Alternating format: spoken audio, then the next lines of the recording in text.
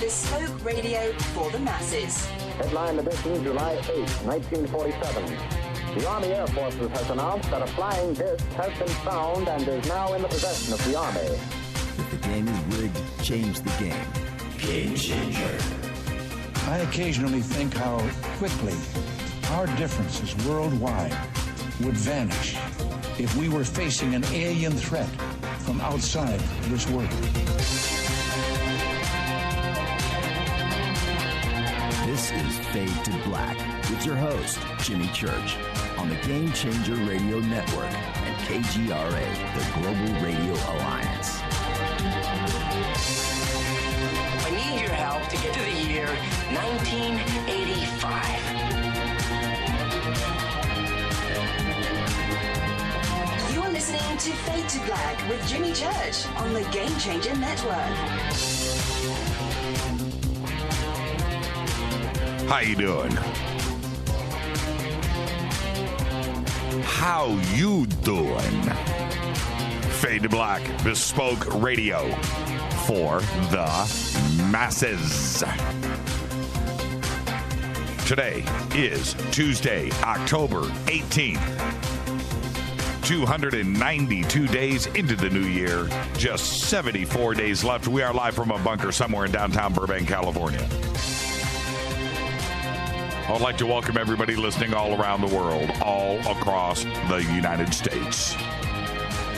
Hither and thither, to and fro, back and forth, up and down, east and west, north and south, far and near.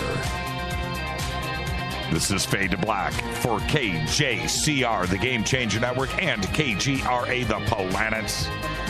I'm your old so humble host, Jimmy Church. What is cracking, everybody? Let's do this.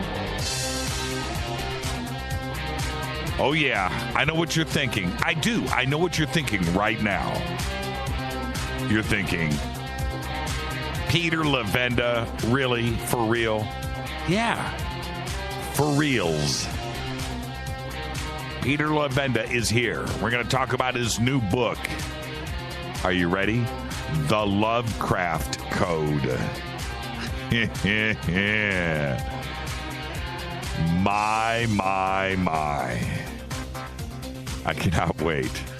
I mean, I just cannot wait. But I have to, and so do you. Tomorrow night, we have Laura Kortner here and Robert Hieronymus. Thursday night, we're going to be taking the night off. Yes, we're going to do a best of replay. We're going to be on the road. We're going to go do a little family vacation. Yeah, we're going to do it.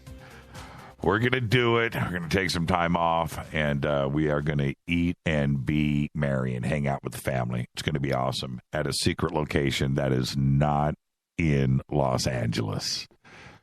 Top secret.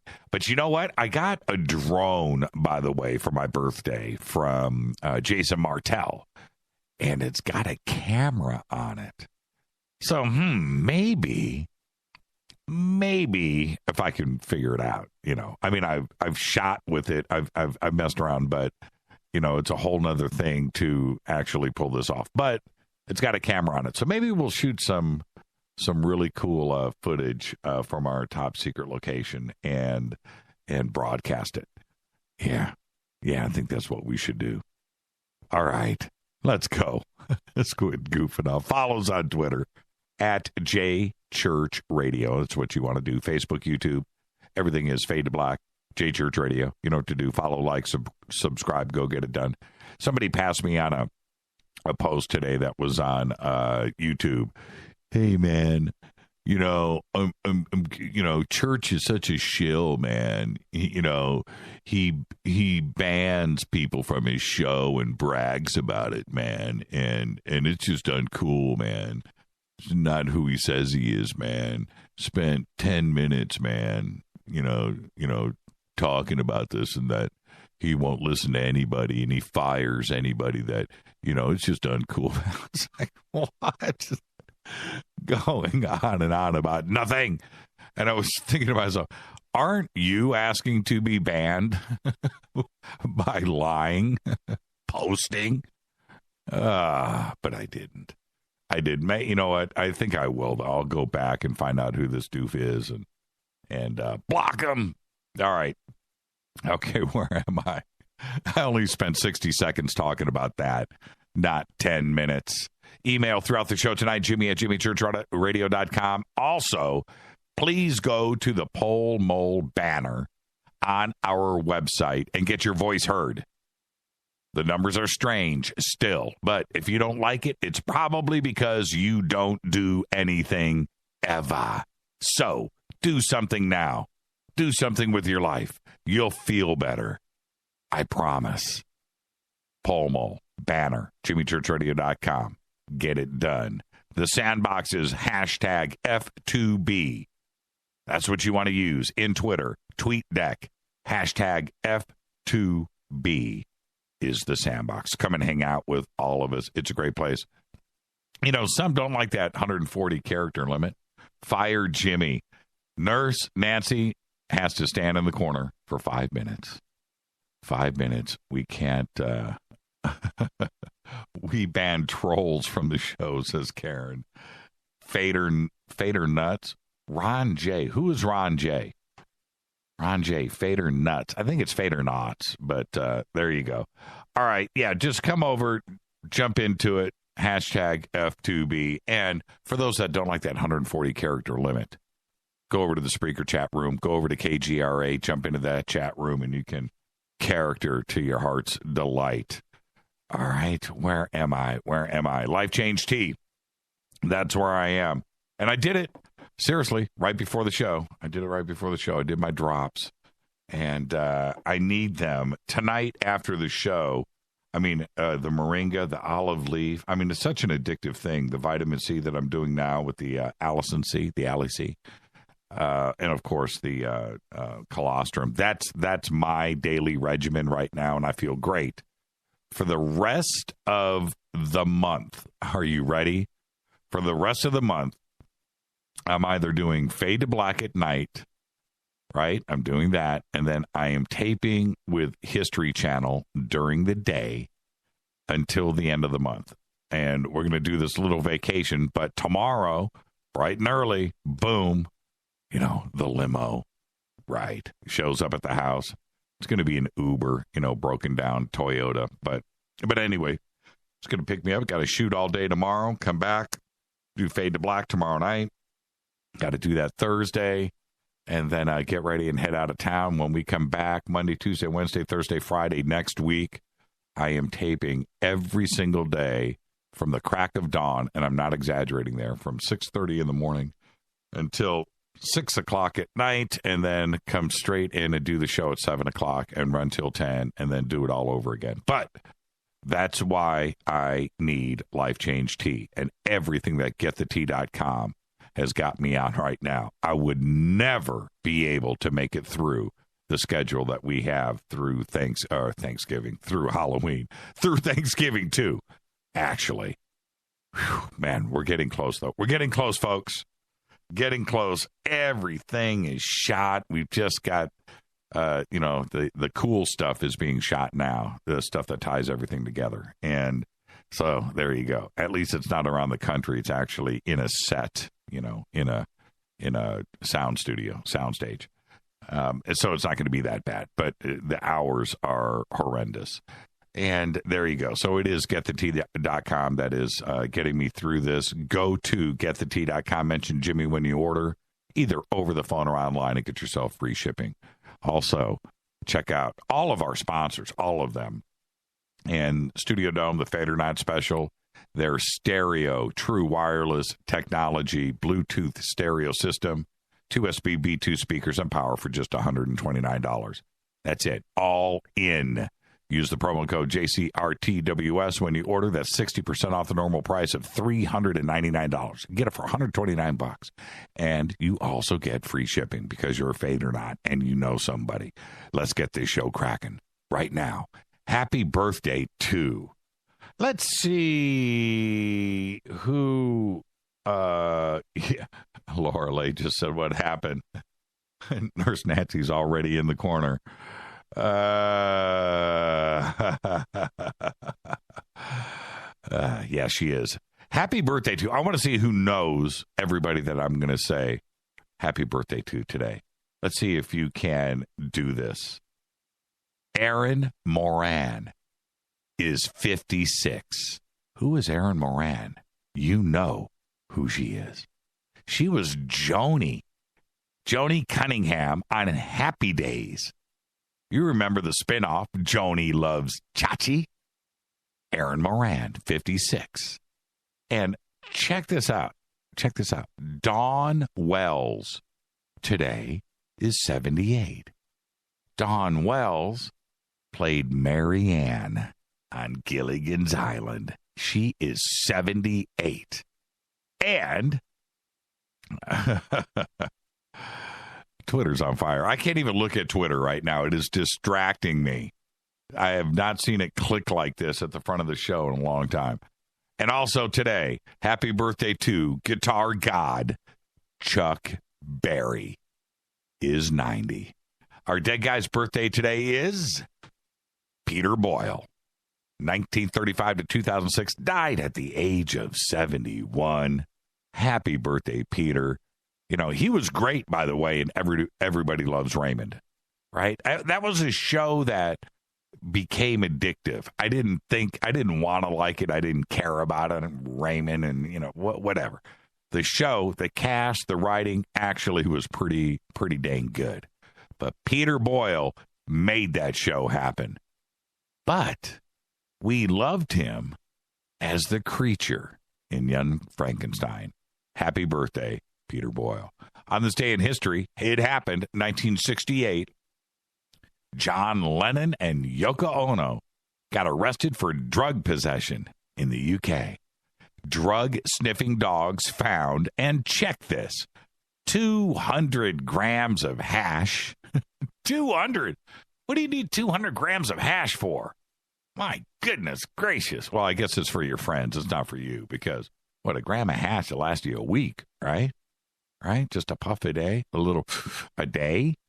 200 grams of hash, a rolling machine with traces of marijuana. It had the marijuana in it, and a half a gram of morphine. Dude, walking down the street. Well, anyway, however, the couple denied that the drugs belonged to them, which is what you always say. But Lennon pled guilty and got out of it with a 150-pound fine, and got out of it. 150 pounds, 200 grams of hash. Do you know what 200 grams of hash will get you in Texas? The electric chair. 200 grams of hash. My goodness. That morphine was just there for just in case, right? I guess. Fader fact. Ancient Egyptians were the first to make candy. Real candy. Candy. The ancient Egyptians made them from the marshmallow plant when they combined its sap with nuts and honey. And today, it's a breakfast cereal. All right, tonight, very special guest Peter Levenda is here. We'll talk about his new book, The Lovecraft Code. And this is a departure for Peter, sort of. Because, you know, Peter is going to tell the story and connect the dots, and he has done it here. We're going to go through all of it tonight. All right, he'll be here in a few short minutes. Two astronomers of Quebec's Laval University, Hermano Bora and Eric Trottier, claim to have picked up signals from space. That's right. And they say that they may be derived from an alien civilization. The report has now been submitted at the Cornell University Library on October 10th. The astronomers claim they cannot be generated by molecules or rapid pulsations, but the Fourier transform of spectral lines and signals that are generated by extraterrestrial intelligence, or, ETI. A Fourier transform analysis of 2.5 million spectra in the Sloan Digital Sky Survey was carried out to detect periodic spectral modulations. Signals having the same period were found in only 234 stars, overwhelmingly in the F2 to K1 spectral range.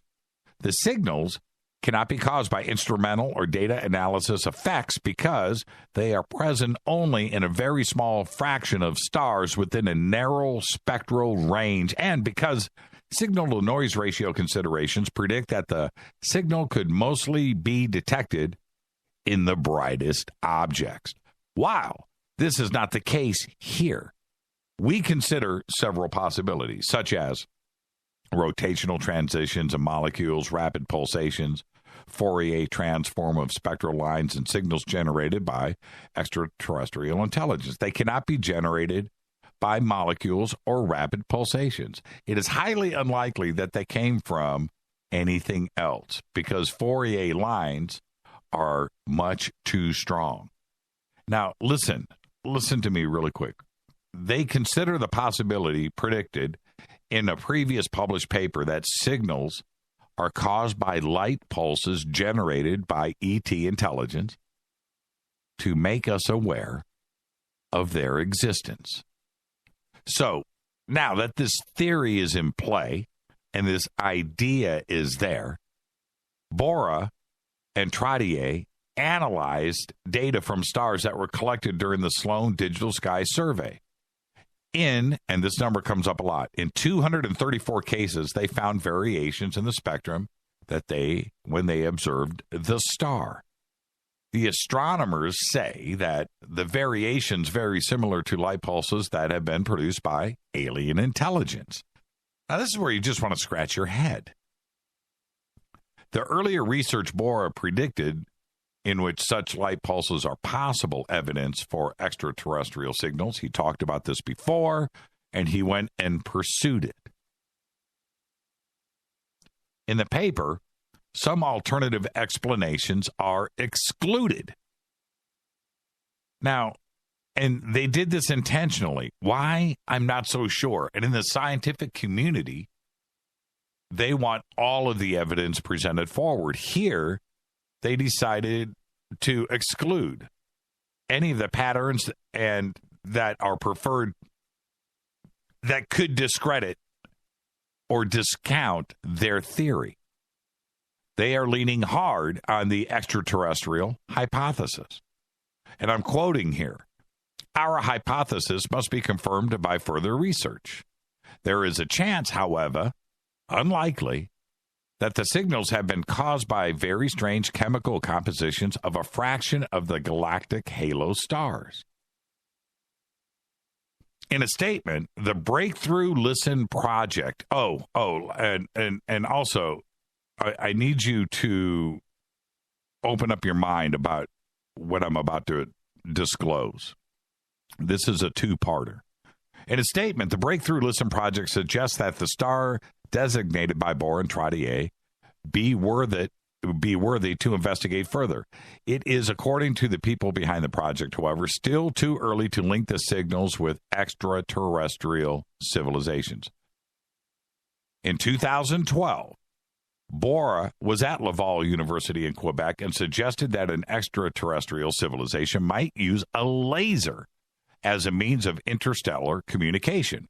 If ET simply flashed a laser towards Earth like a strobe light, we would see periodic bursts of light hidden in the spectrum of their host star. They would be incredibly faint and rapid, but a mathematical analysis could uncover them.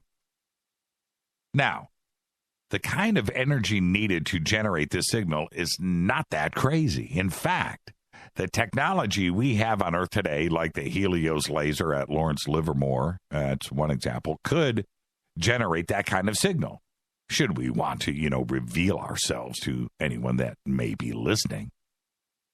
So, Bora and Trottier combed through those 2.5 million stars recorded by the Sloan Digital Sky Survey.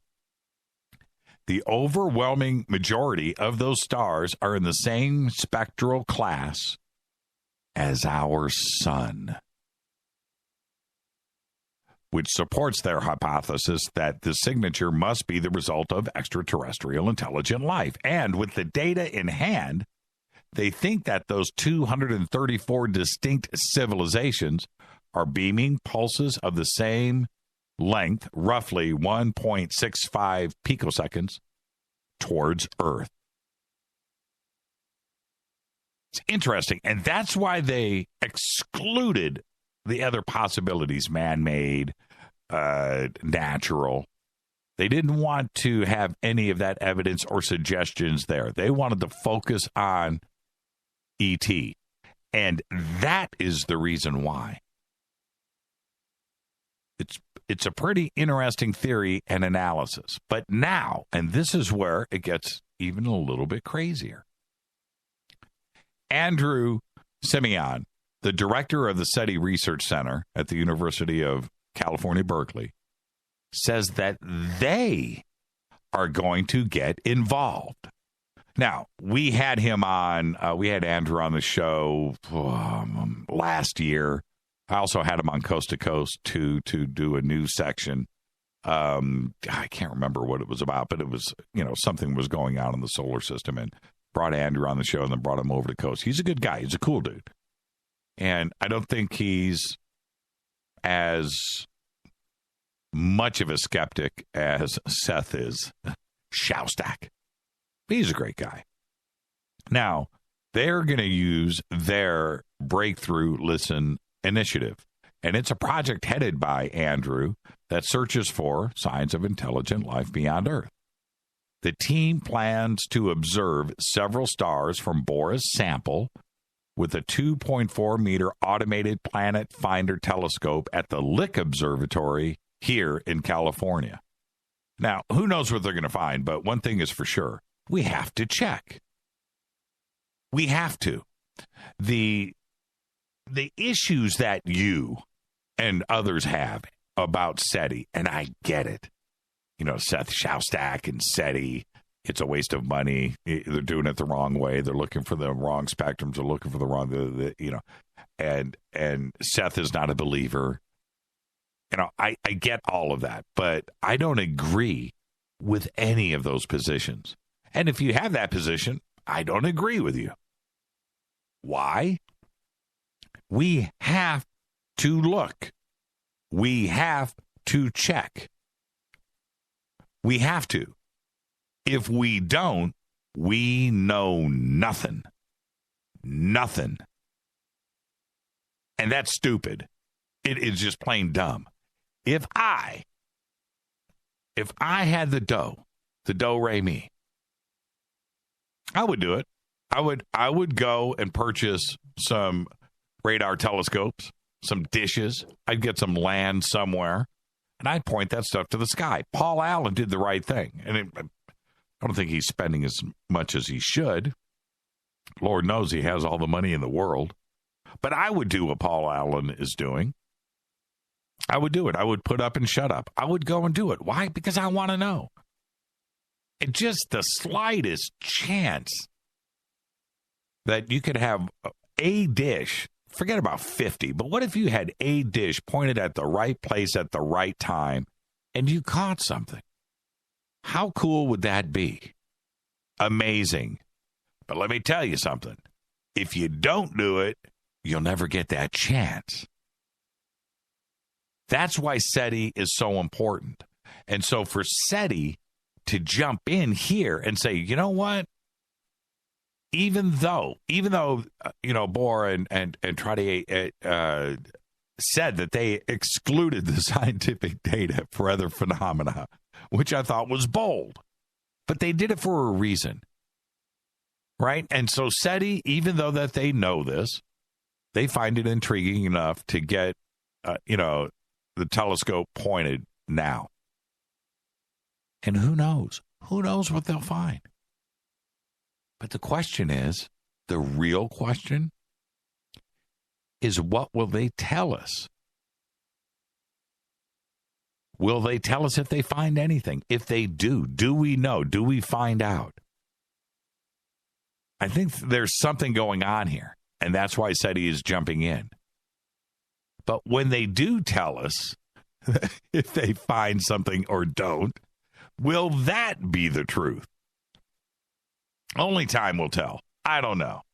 I do find it interesting, though, for SETI to jump in, and you know what you're thinking. Seth Joustak, SETI, shills, government, whatever. You know, we can't trust those guys. We can't.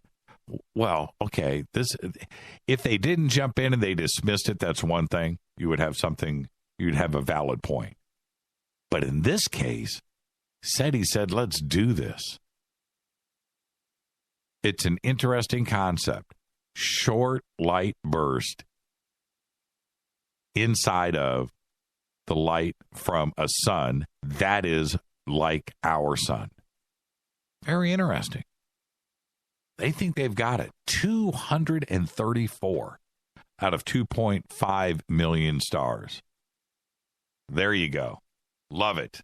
All right. Now, this pole mole thing, I do want everybody to go and participate. I was a little angry at the end of the show last night. And the reason why I was angry at you, at everybody in this country, is that you cannot complain if you don't do something. The pole mole situation last night. This is, well, is it private? Is it this? Is that? I got to give up this. I got to do that. Wait. Stop. Every single one. What's his credentials? What is he? You know what? Check this out. If pole mole was just nothing but something you just went and signed on to the website and you just clicked on and did the poll and left, what value is that? You would complain about that. Well, it's not this. It's not that. Anybody can do it. You can do it 20 times. You can do it 100 times. You can click. You can do that. Okay, so that's been eliminated. Oh, but now I got to give up my email. Well, what do you think? You can't have it both ways, and you can't complain. Go and get it done. That's the only way. If you sit around and complain about it and don't do anything, words are meaningless. Absolutely 100% meaningless. Just like SETI. Not doing anything, that's worse. This is Fade to Black. Go get on Pomo. I want to see these numbers. Because let me tell you something. If they continue like they are, then what that means is the Fader-Knots, the people out there, right, are saying one thing and doing another. Right? So, put up or shut up. Or don't complain. I'll make you stand in the corner. You'll get blocked. It's Fade to Black. I'm your host, Jimmy Church. Tonight, Peter Levenda. The Lovecraft Code. Follow me on Twitter at JChurchRadio. Email is jimmy@jimmychurchradio.com. Be right back with Peter Levenda. Stay right there.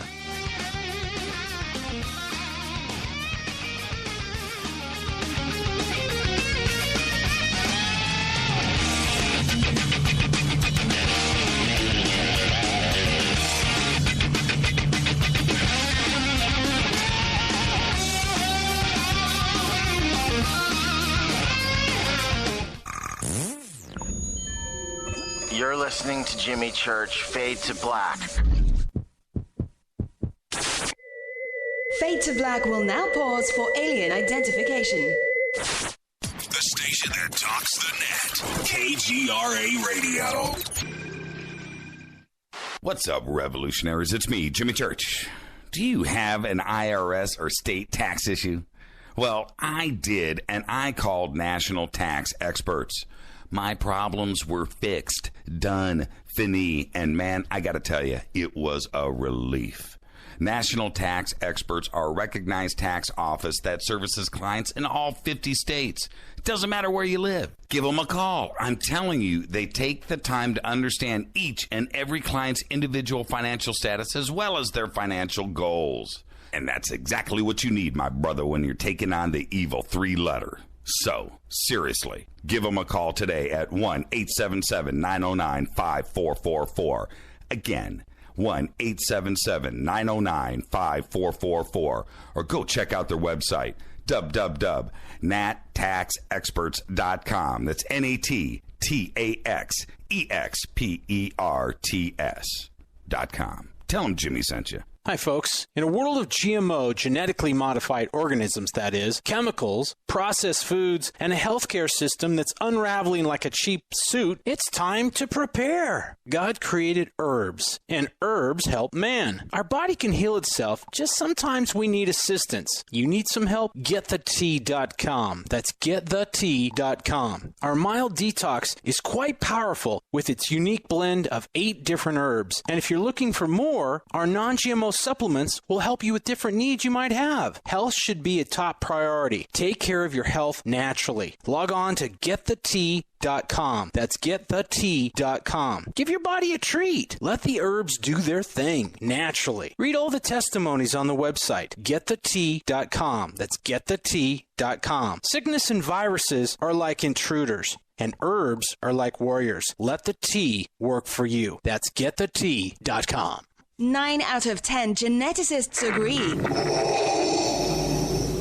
Fade to Black is not your father's radio show on the Game Changer Radio Network and KGRA, The Planet. Hi, this is Chase Kletsky with Fate Magazine Radio, and you're listening to Jimmy Church and Fade to Black on the Game Changer Network and the KGRA digital broadcast station, where the Fade or Nots rock. Hi, this is Rob Reiner from Anvil, and you're listening to JimmyChurchRadio.com. What's up? I'm Chris. What up? This is Kyle Massey, and you're listening to Jimmy Church Radio.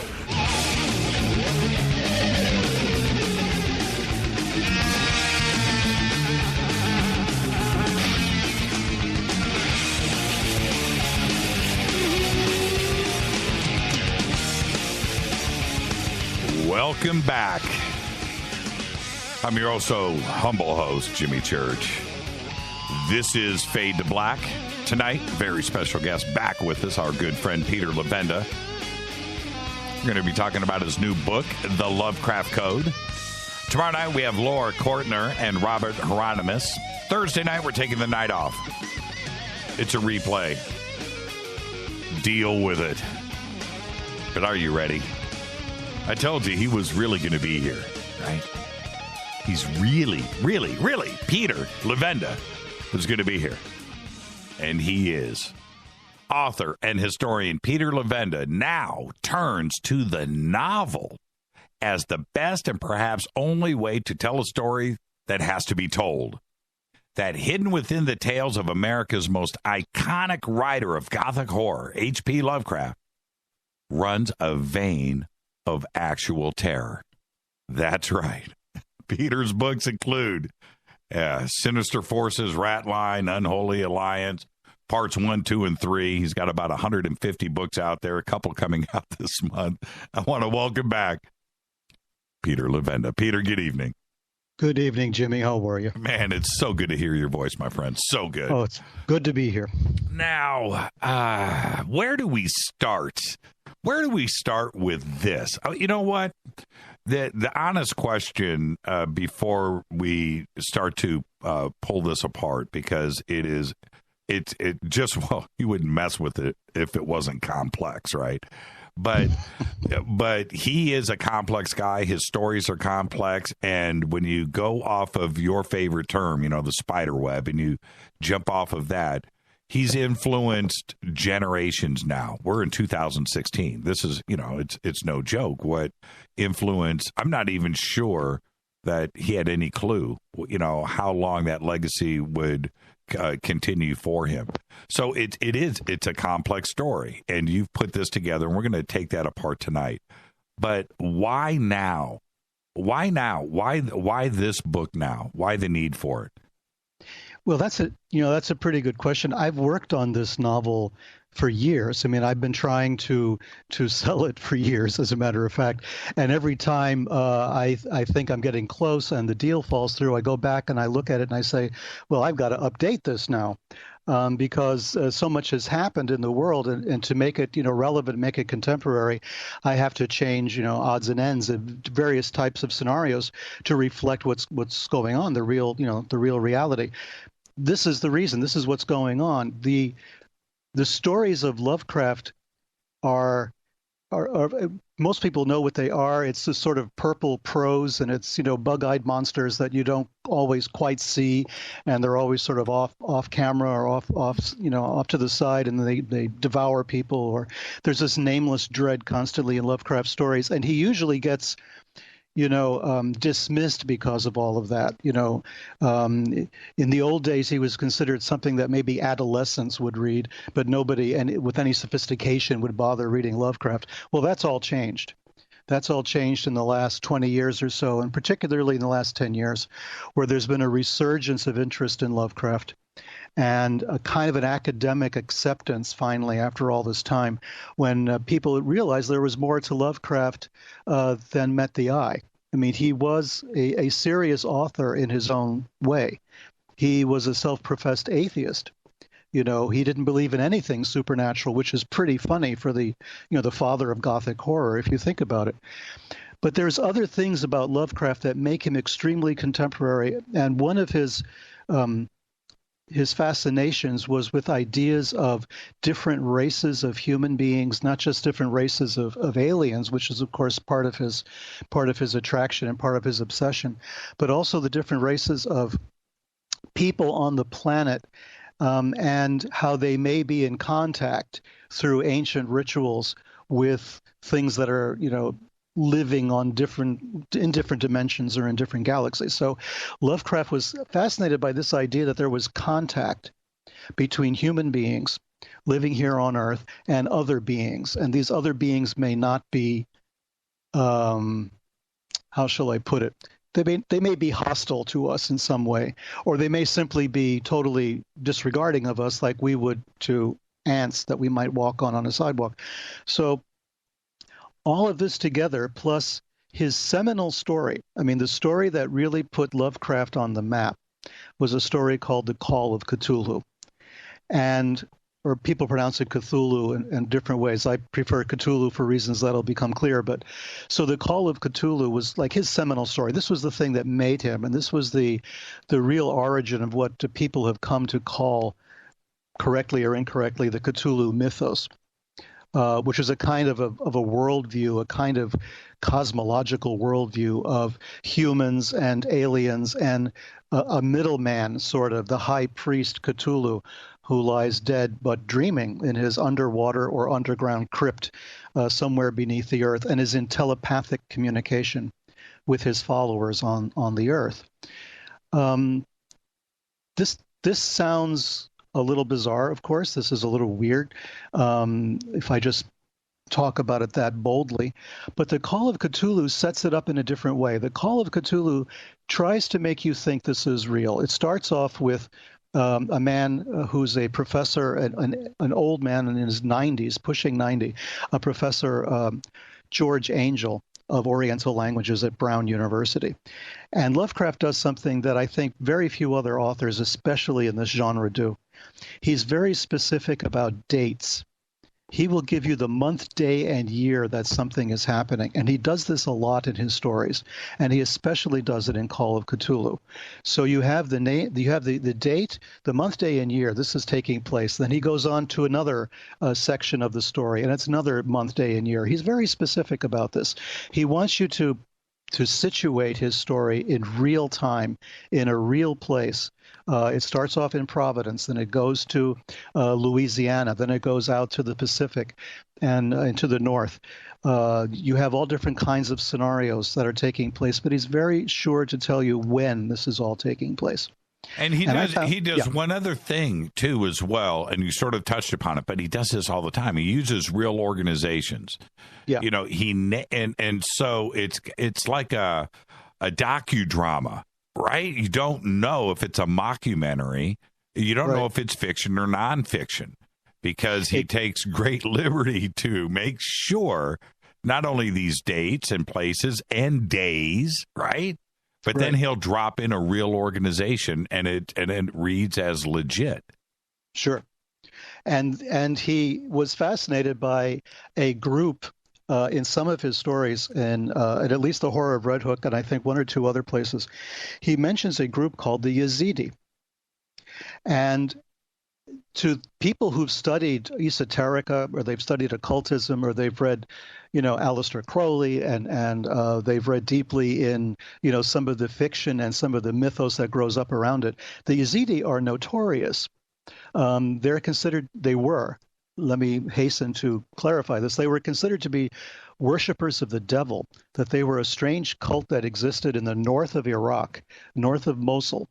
And they worshiped the devil, and they had these strange temples they worshiped the devil in. And a writer called William Seabrook, who was pretty well known back in the 1920s and 1930s, had written about voodoo in Haiti. And then he wrote another book about travels in Arabia, basically in the Middle East.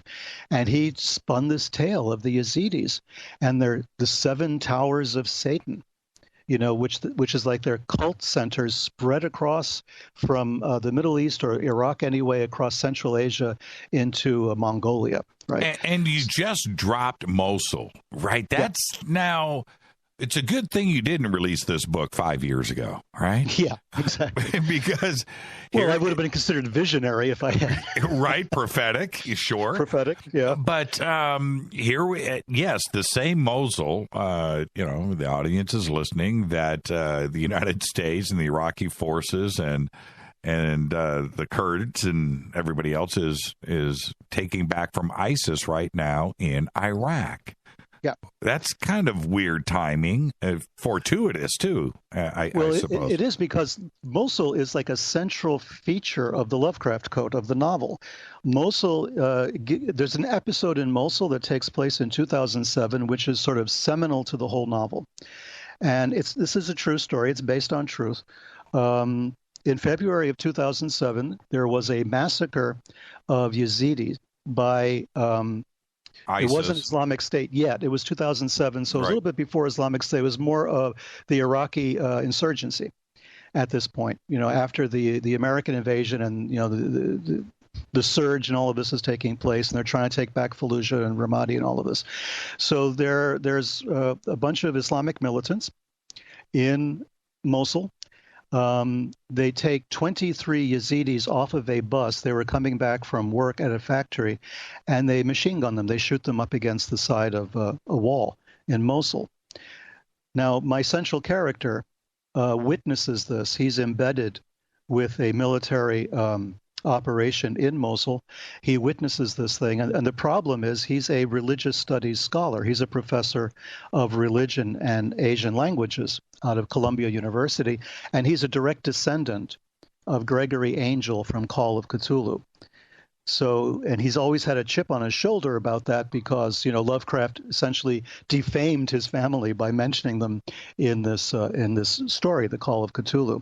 So now we're up in present day, and he's witnessing this massacre in Mosul. But it's the Yazidis that are important, because in the 1920s, 1930s, for a long time, people have considered the Yazidis to be devil worshippers, and they have 2 books that are sacred scriptures. One of them is called the Black Book, and there have been versions of this that have been printed or translated, but there's a general agreement that what's available to scholars is not necessarily the real documents, because they jealously guard this. This is secret. You can't convert to Yazidism. You have to be born into it. There's about a few 100,000 probably Yazidis on the face of the earth. And in a few years ago, they were being massacred by the Islamic State. There was a major operation in 2014 to rescue the Yazidis who were being held captive up on Mount Sinjar, which is their most sacred place. They were running from Islamic State. Some of them got out. They formed a sort of humanitarian corridor to rescue some Yazidi, but it was really not many. And there's a genocide that has been taking place since then against this very unique ethnic group. So I'm fascinated by this, because this is what's going on right now. You're trying to take Mosul back. We don't know how many Yazidi are left. Many of these Yazidi women were used as slaves by the Islamic State, as sex slaves, and forced into marriage with Muslims and everything else. This is a horrible thing that's taking place. It's genocide. So my story then jumps from 2007, when my character witnesses the actual massacre of Yazidi, and now he's embedded again in 2014, just before the massacre is going to take place, the genocidal massacre at Mount Sinjar. So he's being asked to help a mysterious American intelligence agency to find a mysterious book that they've kind of conflated with the Yazidi Black Book. But there's a lot of chatter, and a lot of terrorist organizations around the world, really, especially in North Africa, the Middle East, and Central Asia, but also in the United States and other places, are getting excited because they think there's going to be a new revelation. And there's going to be the announcement of a new kind of a Mahdi or a hidden Imam or a kind of Messiah that's going to come out and lay claim to the planet. So it's Cthulhu coming back, basically. And this is the story in basic skeletal form of what's taking place. So why now? Well, this is why. We're in the middle of it, you know. Lovecraft used to write about Abdul al-Hazred, which is not a correct Arabic name, but anyway, it should be Abdul Hazred, maybe. And he called him the Mad Arab, right? Well, what do we have now but one heck of a lot of mad Arabs? And this is sort of the environment in which all this is taking place. The seething religious, political, tribal, ethnic conflicts, and there's a darker force underneath it that's manipulating it all for some ulterior motive. How far back do the Yazidis go? I know that they go back to Mesopotamia. Yep. So are we talking, 2000 BC, 3000 BC, obviously predating everything else that we would consider modern religion? That old? Is it before Judaism? They claim that it is. Their claim is that they go back to Sumer. They go back to the very ancient, the most ancient civilization. In fact, they have a kind of logo which shows a peacock, which is a symbol of their god, of their god, really, the king, the peacock king, Melek Taus. And there's a lot of cuneiform writing, which is the Sumerian cuneiform script, on their logo. They are actually laying claim to being the most ancient religion, the most ancient people on the planet, going back at least to the time of Sumer. So they claim this. Scholars today are of the opinion that they're probably a mixture of Zoroastrianism, right, which does predate, Christianity certainly, and Judaism. So they feel it might be Zoroastrian. There's Christian elements mixed in. There's Islamic elements mixed in. The Muslims consider them devil worshippers and just basically fair game for genocide. So they've had this problem. They've lived in Iraq peacefully until the time of Saddam Hussein, basically, who tried to exterminate them as well. And then you have, of course, the Islamic State trying to do that and trying to put an end to it completely. So you have Yazidi who have escaped to Syria, and now they're in trouble in Syria. They've escaped to Turkey. There's refugee camps of Yazidi there. There's probably 20, 30,000 in Europe. There's a number of them in the United States as well. We're not quite sure. The numbers are very murky, but they do have a fascinating religion. The serpent is very much part of their iconic designs on the sides of their temples. You see a serpent rising up from the ground. They face different directions for praying. They have different regulations.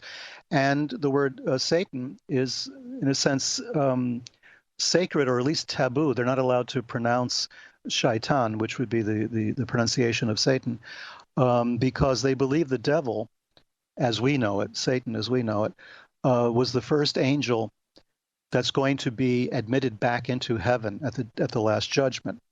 And they're also they're monotheistic. That's the first thing. Second, when this is what I know. You're the smart guy. But my research back into the Yazidis is that they had a god, right? They had a god, and this is before Christianity or Judaism, right. And they believed in one god. They believed in a Satan and another angel. And right. Is that why they, how do I say this? They didn't conform with any other religion. They stayed their ground. Is that why not only Islam and the fundamentalists, but Saddam Hussein, they've been chased around forever?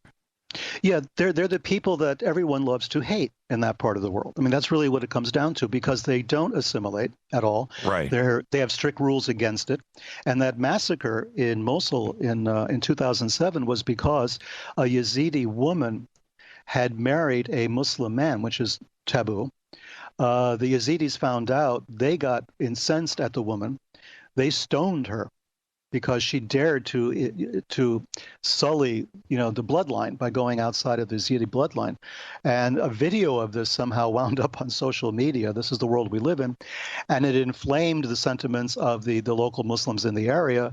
And so they went to take revenge. So you have a situation where you have religious and ethnic, because these people are ethnically Kurds, or at least their language is Kurdish. It's Kurmanji. It's a dialect of Kurdish.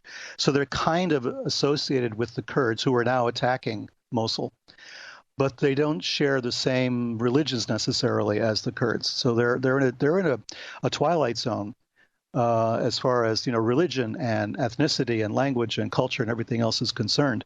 But they are fascinating. They have fascinating architecture. It's different, unlike anything else. Right. There are no towers of Satan. That was Seabrook making that up, but it got repeated endlessly, though, by other authors like Crowley and people like that.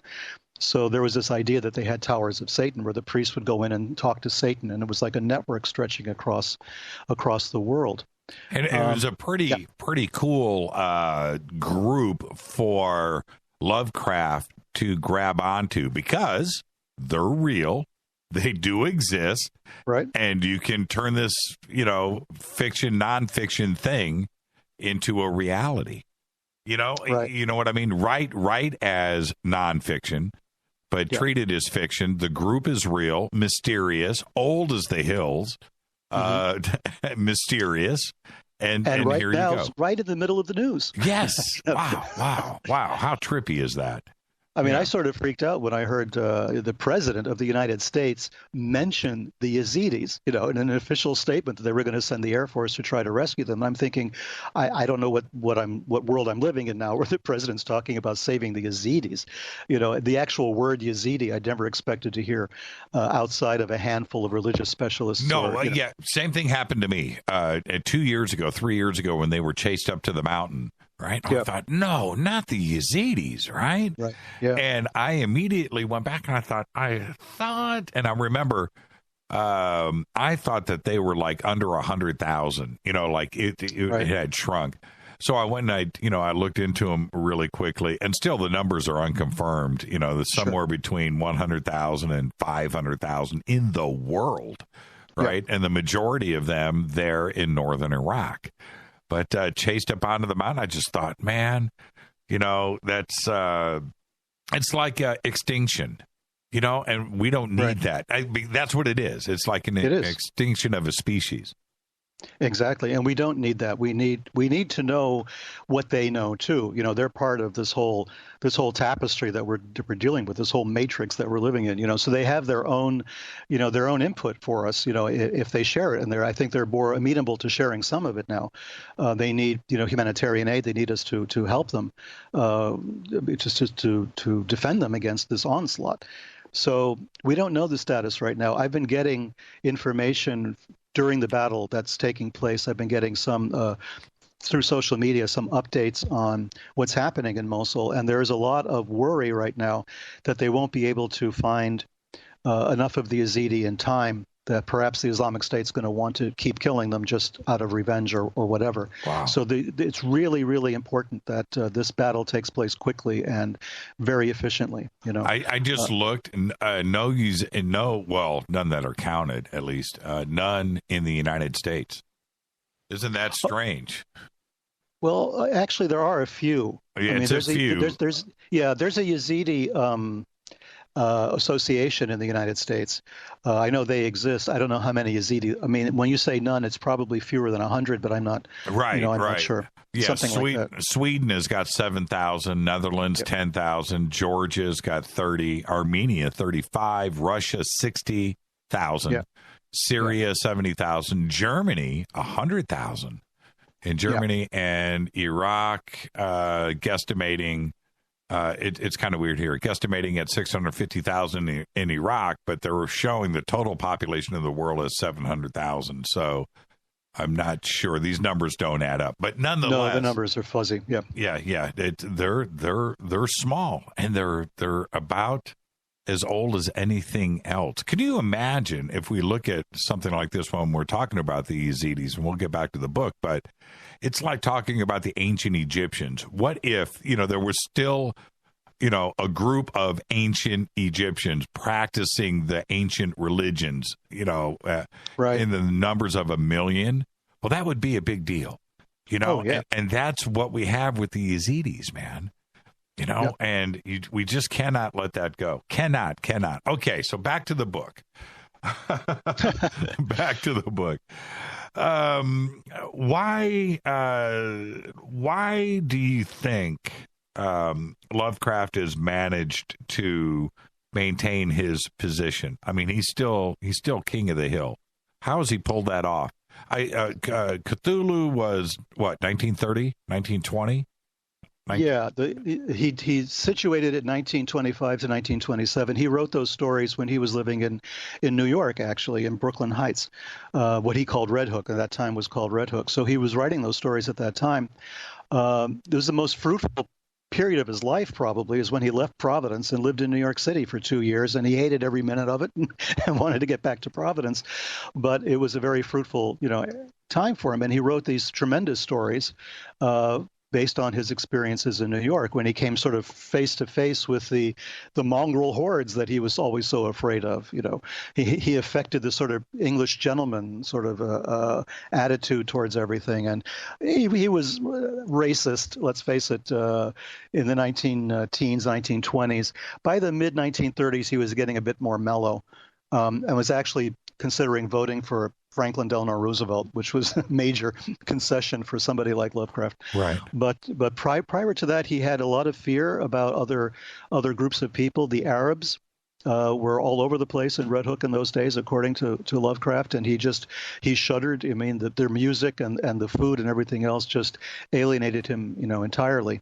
But yeah, he wrote about, Cthulhu at this time, part of it based on dreams that he had, part of it just he's having fun with language, and he's trying to recreate sounds that the human larynx could not actually produce. So Cthulhu was supposed to be the closest he could come to that, to making a sound like that, according to Lovecraft's own correspondence. But the stories, I think, they have legs, and they've lasted as long as they have because he doesn't over describe what's going on. He describes the reaction of people to it. He describes horror, fear, paranoia, loathing, all of these things. But he doesn't go overboard in actually describing the monsters that well. He does a bit. He talks about Cthulhu as being somehow sort of half octopus-like with tentacles and, a kind of a humanoid sort of body. But it's just vague enough that your imagination can sort of run riot with it, trying to fit it into, that's your own ideas. That's exactly what he did. You're 100% correct. He would use one sentence. That's it. That's it. A few descriptive things, and he would get in and get out and leave the rest of it to you. I mean, he didn't write War and Peace, right? These were all short stories. Sure. Yeah. And he would get in, get out, just like you say. He would describe architecture that could not be described because it could not exist in our geometry, right? I mean, so these were things that he was playing with Riemann spaces, He was playing with things that Einstein was introducing to the world, this idea of space and time as dimensions, and trying to make it something that you could imagine a different space or a different time, a geometry that wouldn't exist in 3 dimensions. He's very fond of that. So you can't really describe it. I've got to jump in and take a break. We blew right past the network break because I'm all into this. I'm all into this, Peter. It's going to be a great conversation tonight. Our guest, Peter Levenda, his new book, The Lovecraft Code. And we'll talk about what that even means right after this short break. Stay with us.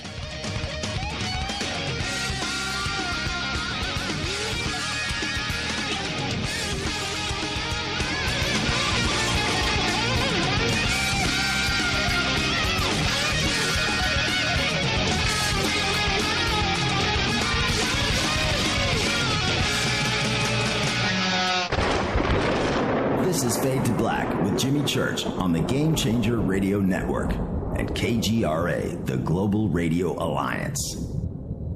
The station that talks the net. KGRA Radio. And you're listening to my main man, Jimmy Church, on jimmychurchradio.com. Hi, this is Ray Hobbs here, repping the planet, and you're listening to my good friend, Jimmy Church, Fade to Black, on the Game Changer Network and the KGRA digital broadcast station.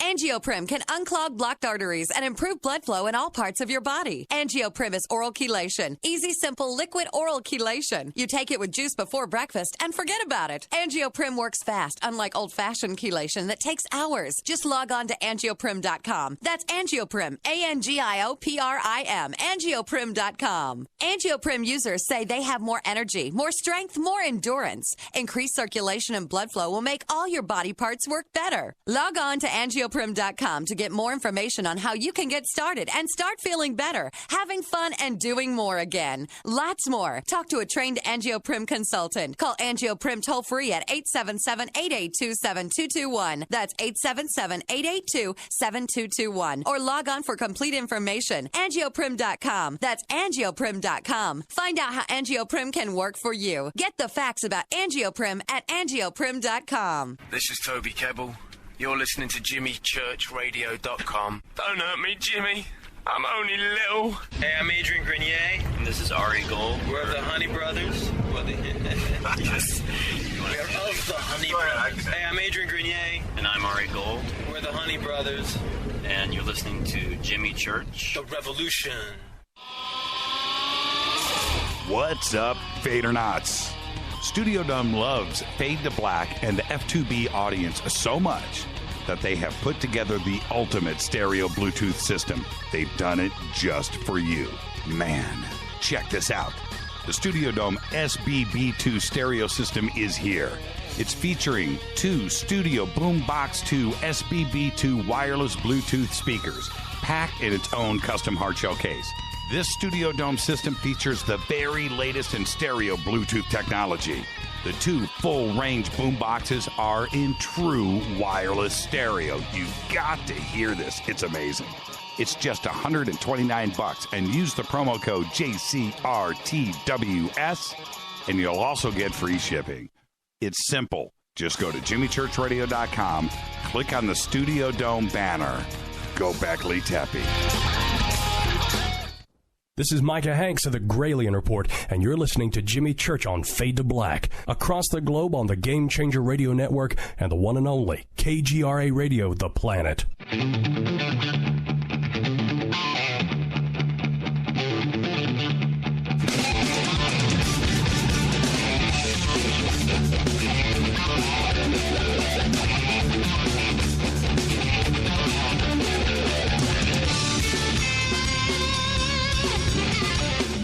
Welcome back.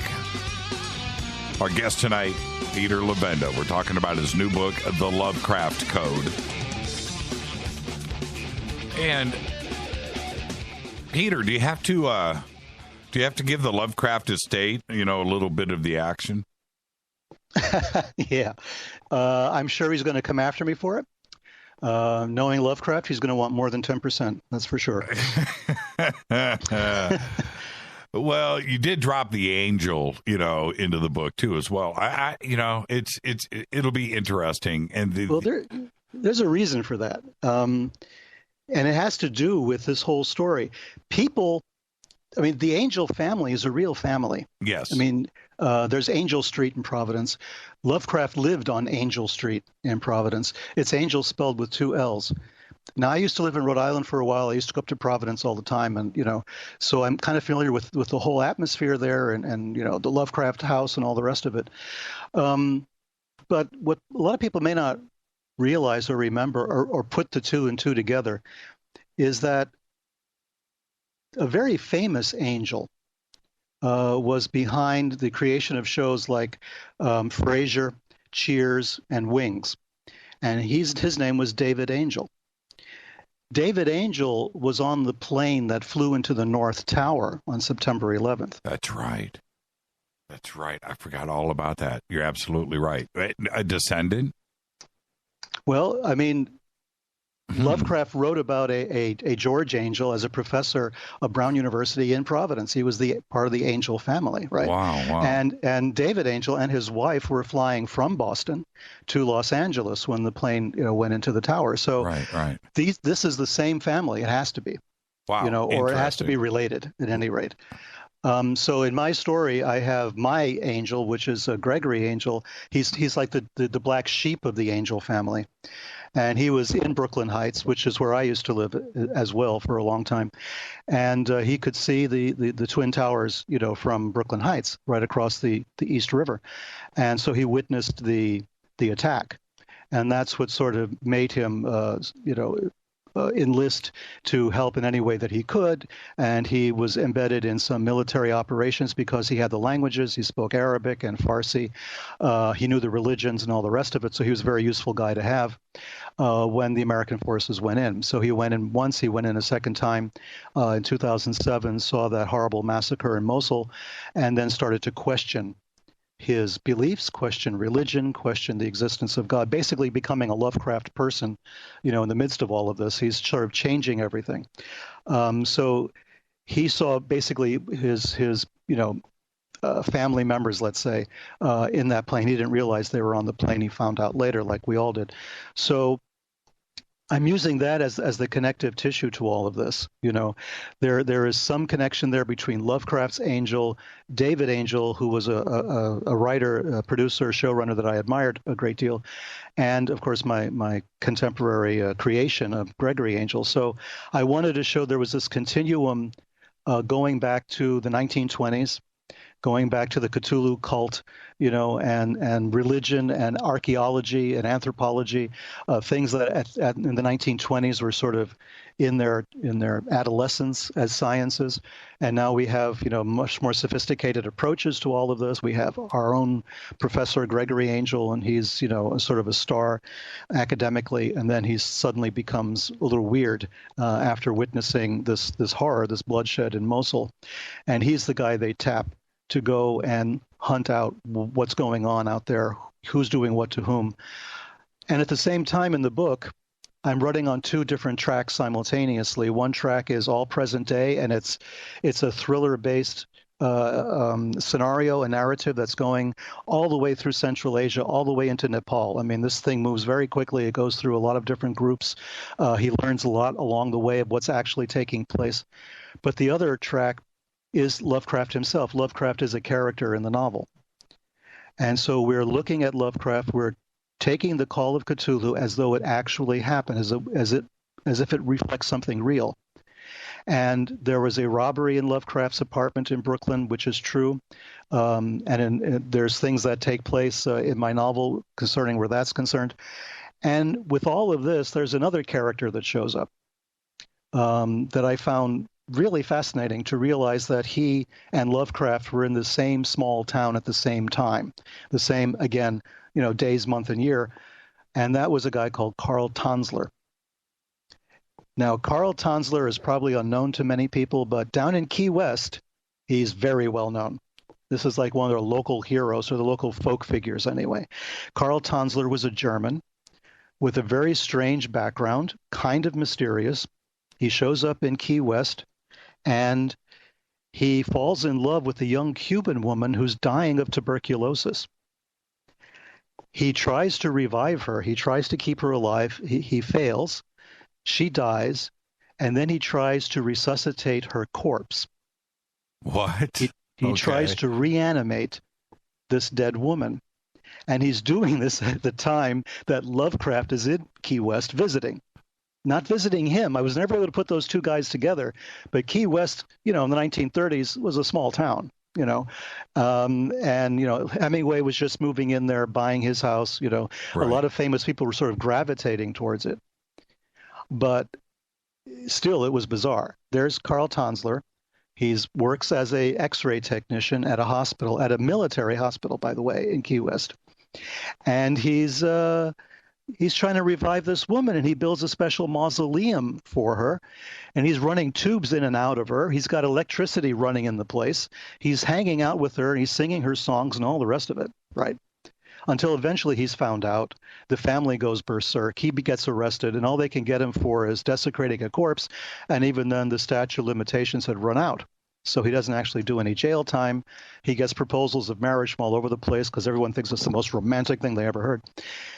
But we know that Lovecraft did write a series of stories on, Herbert West, the Reanimator, right? Yes. He was writing about reanimating corpses, and here's a guy actually trying to reanimate a corpse who had a background with the Rosicrucians. He had a background with German mystical societies.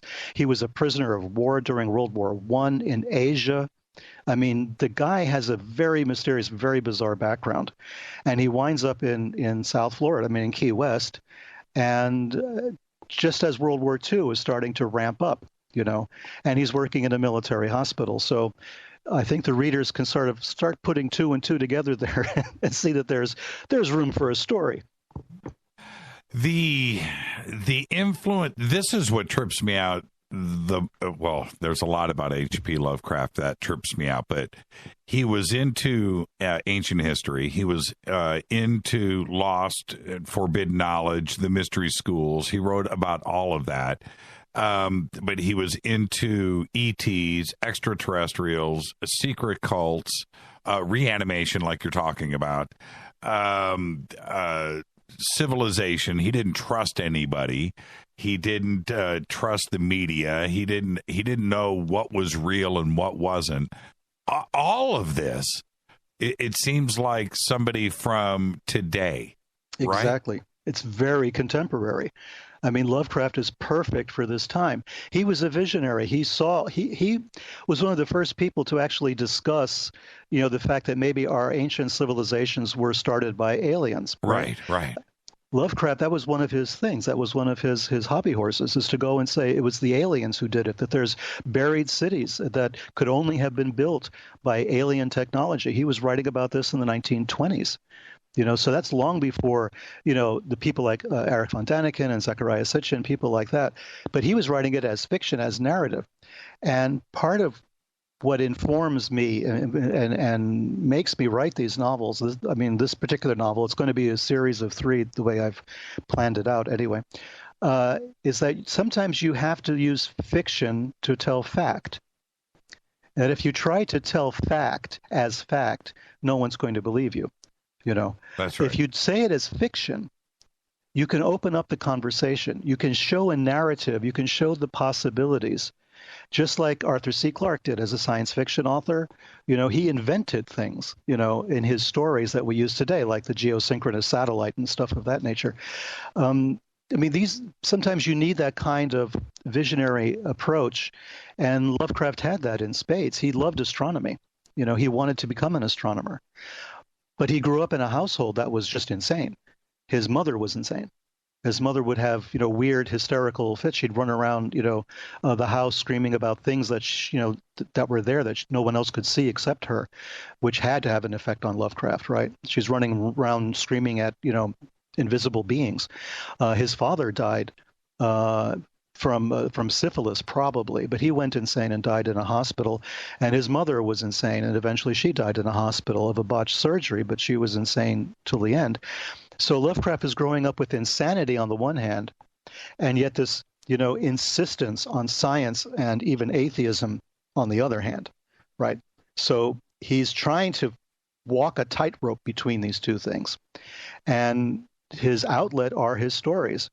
And in the Call of Cthulhu, he explicitly lays out the idea that artists and musicians and painters and writers are the first ones to hear the Call of Cthulhu. They're so sensitive that they are actually reacting like tuning forks to the call of this underworld entity, this high priest of the old ones. So Lovecraft himself was one of those people. Lovecraft was a writer and an artist, you might say. He was channeling, in a sense, these ideas. What do we do with the critics out there? And there are many that say without Lovecraft or that Sitchin and Von Däniken and Ancient Aliens and everything that we have today is all built on the fiction and mythology that that Lovecraft built? Or is it that Lovecraft opened up the thought and the idea for us to go back and do that research and look at history with a different set of eyes? Yeah, no, I wouldn't go so far as to take any thunder away from von Daniken or Sitchin or anyone like that, because they applied, what logic and what rationality they had to the problem and treated it seriously.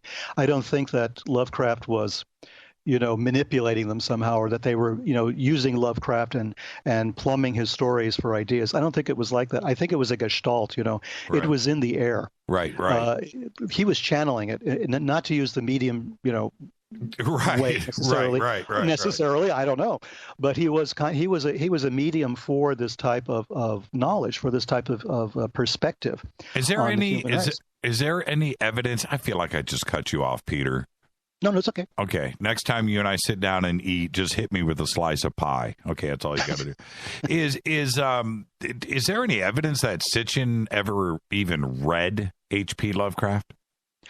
Not to my knowledge, but then I'm not an expert on Sitchin. I've read Sitchin's works, but I haven't really plumbed, much more deeply than that. So I don't know if he ever read anything by Lovecraft. I know a lot of authors, a lot of critics have tried to show that, Lovecraft was the first and all these guys are Johnny-come-latelys, but that's kind of unfair. Lovecraft was writing fiction. He did not believe that what he was writing was true in any way. But that was his belief. He wasn't conscious of it, I think. I think he was unconsciously, reporting something that he felt very strongly about, and that in his conscious mind, he would just dismiss it as rubbish, that it was just stories. But when you're a writer and that's all you do, and that's all that Lovecraft really ever did in his life, the only job you could say he ever had, the only occupation, that's very important to you. That's who you are. That's your identity. And I think when you're putting that much energy and that much concentration and that much art into creating those stories that he created, there had to be part of him that believed what he was saying was on some level true. Yeah, and then we would have to give in to the idea that von Daniken and Sitchin were reading Pulp Fiction, right? Right. Well, yeah. I could see, first off, with von Daniken, it would have to be translated into German, number one. But the other side, I just can't see Eric in 1969 going, Cult of Cthulhu, I think I'm going to go to Nazca. Yeah, right. No, no, I don't see the connection. No. Right.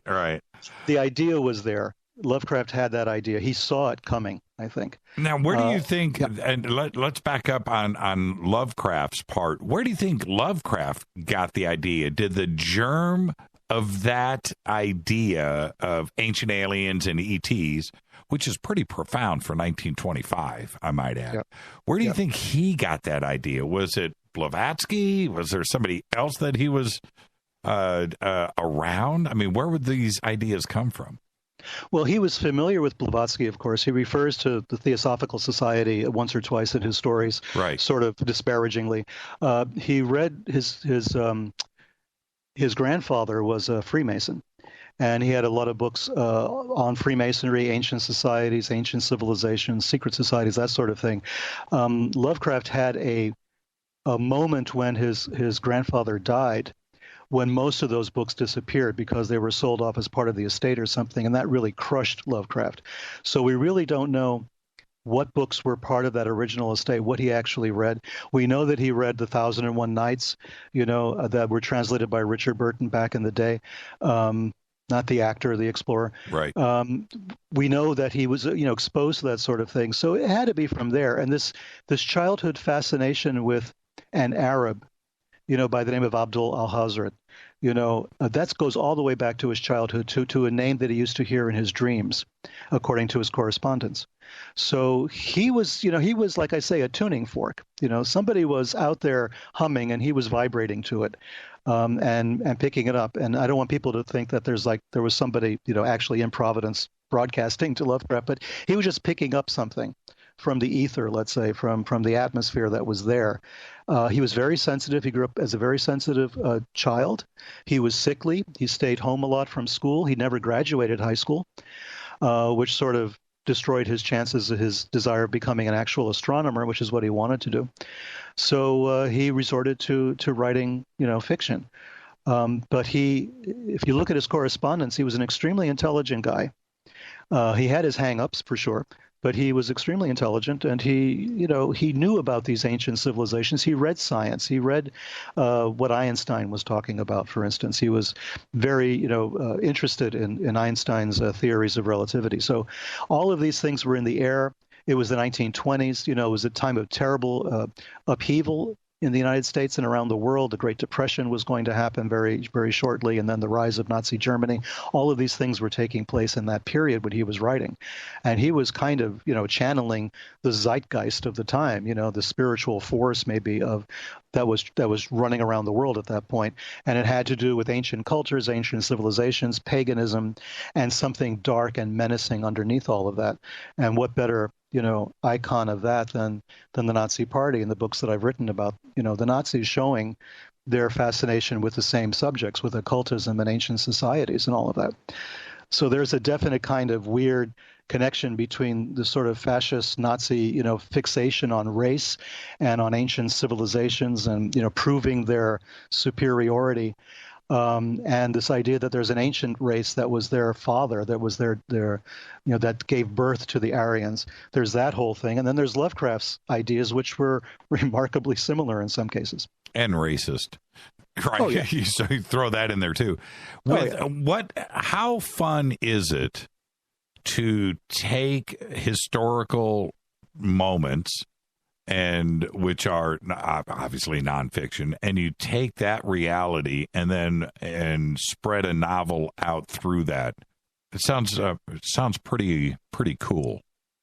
It is, actually. I have great fun with this. I just want to make sure that I always keep it, pretty accurate as far as details. But otherwise, people have sometimes had a hard time branding me, understanding where I fit, because I'll write about Nazis one day and, I have sinister forces the next, and maybe UFOs over here, and then Tantra and alchemy, right. And even there's a book that I wrote on doing business in China. So it's like, well, who the hell are you, man? Make up your mind, be one thing or the other. But when I go to a novel like this, The Lovecraft Code, it actually brings together all those disparate elements. It shows you what I'm thinking and how I'm thinking about these things and why I don't see them as separate categories or separate little boxes, but they're all part of one continuum. And, Sinister Forces is about that. It's about, finding the connective tissue between things that we think are not connected. And the novel does the same thing, but it does it as a narrative. It tries to show it to you, so you can walk along with me and see it as it's happening and see that there are these connections: politics, religion, mysticism, occultism, even aliens. Everything there is a continuum there of experience. It's the human condition. We are composites of all of this. We don't separate ourselves out into separate people.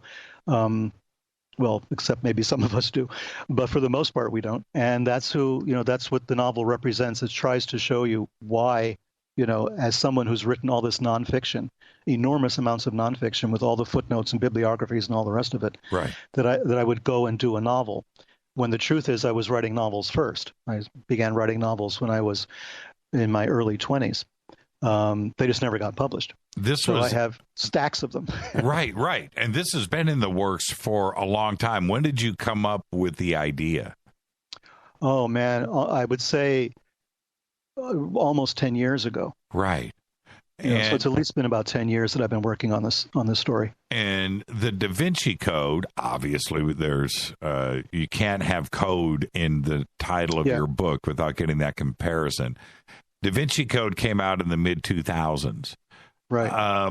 Now, are there going to be comparisons with this book and its writing style back to the Da Vinci Code, or is it just code and that's the only connection? Well, there's two things. One, Christopher Farnsworth, who's an author of vampire novels that are also set in present day and political connections with the White House and everything else, he said it's like a more intelligent Da Vinci Code. That was his reaction. There you go. Yeah, I am personally not a big fan of Dan Brown for a number of reasons, and I think the Da Vinci Code itself is probably the main reason, because I've done all that research for years on the Holy Grail and the Templars and all of that. Right. And I saw this kind of Dan Brown sort of phoning it in where I was concerned, but I'm alone in that point of view anyway. But the real reason, the title was not originally the Lovecraft Code; it was the Lovecraft Codex. Because there's a thing in the novel called a codex, which is a bunch of papers, a bunch of information pulled together that is being used by this old spy. There's a spy who's been around since Korea, and he should have retired long ago, but he has this one final mission. He noticed all of the connective tissue that we mentioned, and he noticed there's something really dark and deep going on, and he has this manuscript that he keeps, which is totally offline and off grid. He doesn't want anyone to have any access to it. He locks it away in a safe, and it's called the Lovecraft Codex, and it shows Lovecraft's chronology, for instance, and all the other things that are going on and connected with it throughout the last century. So he keeps that together because that's his tabula rasa, that's his Rosetta Stone to what's going on in the world. So it was originally titled the Lovecraft Codex, and everybody thought codex is kind of a fussy word, and people won't know what that means. Right. Take off the X, so it was the Lovecraft Code. That's how it became the Lovecraft Code. I had to, bite the bullet and say, okay, we'll do it that way. Well, what Dan Brown did, and I'm going to spend a whole 30 seconds on this before we go to the break. I'm not going to waste breath on it, but what he did do, that was a fascinating time for the world and for me to go and jump in on all of these subjects that I was interested in were all in the book, right? And I just thought, René Le Chateau, really? Right. And so that was fun. And then it was all of the offshoots that came off of the Da Vinci Code, the other books, analyzing the Da Vinci Code, whatever, I'm paraphrasing, and going in and doubling up on the research and going in, and suddenly there was so much more information out there available on the net about René Le Chateau or the Vatican. There was just a wealth of stuff out there. So that's why I do appreciate Dan. The book itself, it was part 4 of 3 other books that were written, many years, prior, and that felt a little bit bad. But you know what? I'm a big fan of his money. He did pretty well on that part. But when you go back and you look at things like Holy Blood, Holy Grail, and you just go, you know what, dude. Oh well. But I guess he won those lawsuits. So there you go. He did. So let's take a break right here. And our guest tonight, Peter Levenda, we're talking about his new book, The Lovecraft Code. Now, when we come back after this break, now we've got to get off of and out of the Lovecraft Code and get to the connections that are going to spread out around the world off of this book. We'll do all of that when we come back, only as Peter Levenda can do it. I'm your host, Jimmy Church. We'll be right back.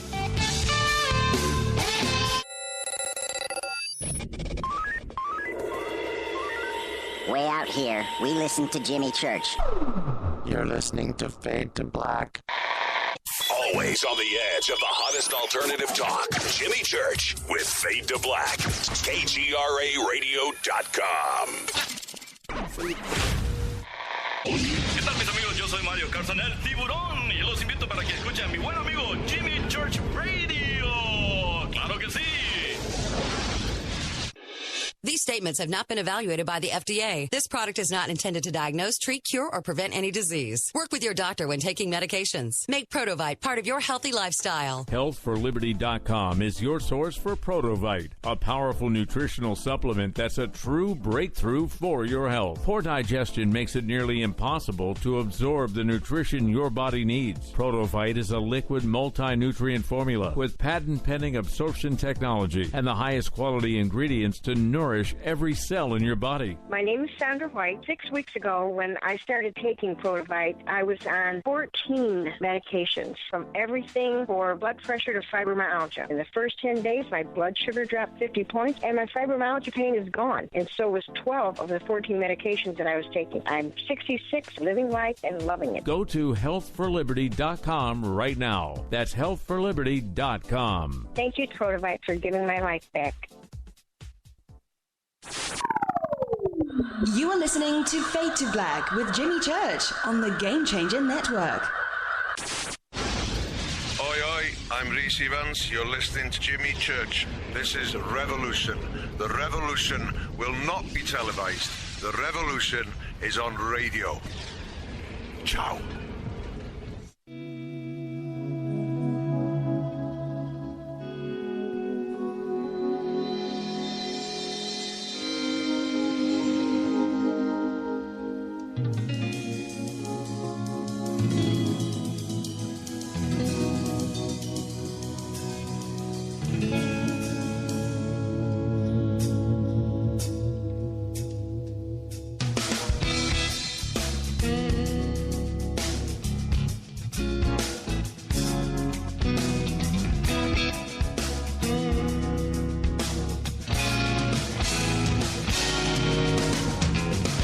Welcome back, Fade to Black. Our guest tonight, Peter Levenda.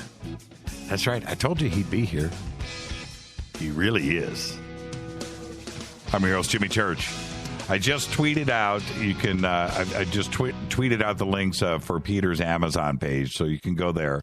And also, when is the Lovecraft Code due to be actually released, Peter? On December 1st. December 1st, hardcover. About 6 weeks. Yep, hardcover. Wow. Yep. Wow. And I get one, right? Yes, you do, Jimmy. and there will be a test. Yes, my brother. Now, how much of this is based on reality? Yeah, that was a major focus of mine to make this as real as possible, because Lovecraft pretty much did some of that too. So the dates and places where I have Lovecraft moving around the country in Providence and New York and Florida, that's all based on the real dates and the real times that he was in those places. The people that he met, there's a number of interesting characters he meets along the way. Those are all genuine people. They're real. And of course, Carl Tanzler in Key West, that psychotic German guy reanimating the corpse, he was real. All of that's real on that end. And then on the other end, the modern day, the contemporary stuff, it's pretty much real as far as the different religious groups and cults and sects that you find in the Middle East and Central Asia are concerned. I make it a point to go to the ones that people really don't know actually exist, which are the people who live in Nuristan in Afghanistan, a place that used to be called Kafiristan. Yes. From the old, remember right. Kafiristan, the man who would be king. And, right. Okay, I talk you through those people, contemporary. I mean, how they are today. And then across the border into the Kalasha people of Pakistan. These are pagans, both the Kafiris and the Kalasha. Excuse me, the Kalashas are all pagans. They have pagan rituals and everything else. And it's odd, in Pakistan, they're not bothered by anyone. They're allowed to do their thing without being molested by, tribal leaders or Islamic radical groups or anything else. So you have the Kafiris, who are nominally Muslim now, but the Muslims don't trust them and they believe they're still pagan.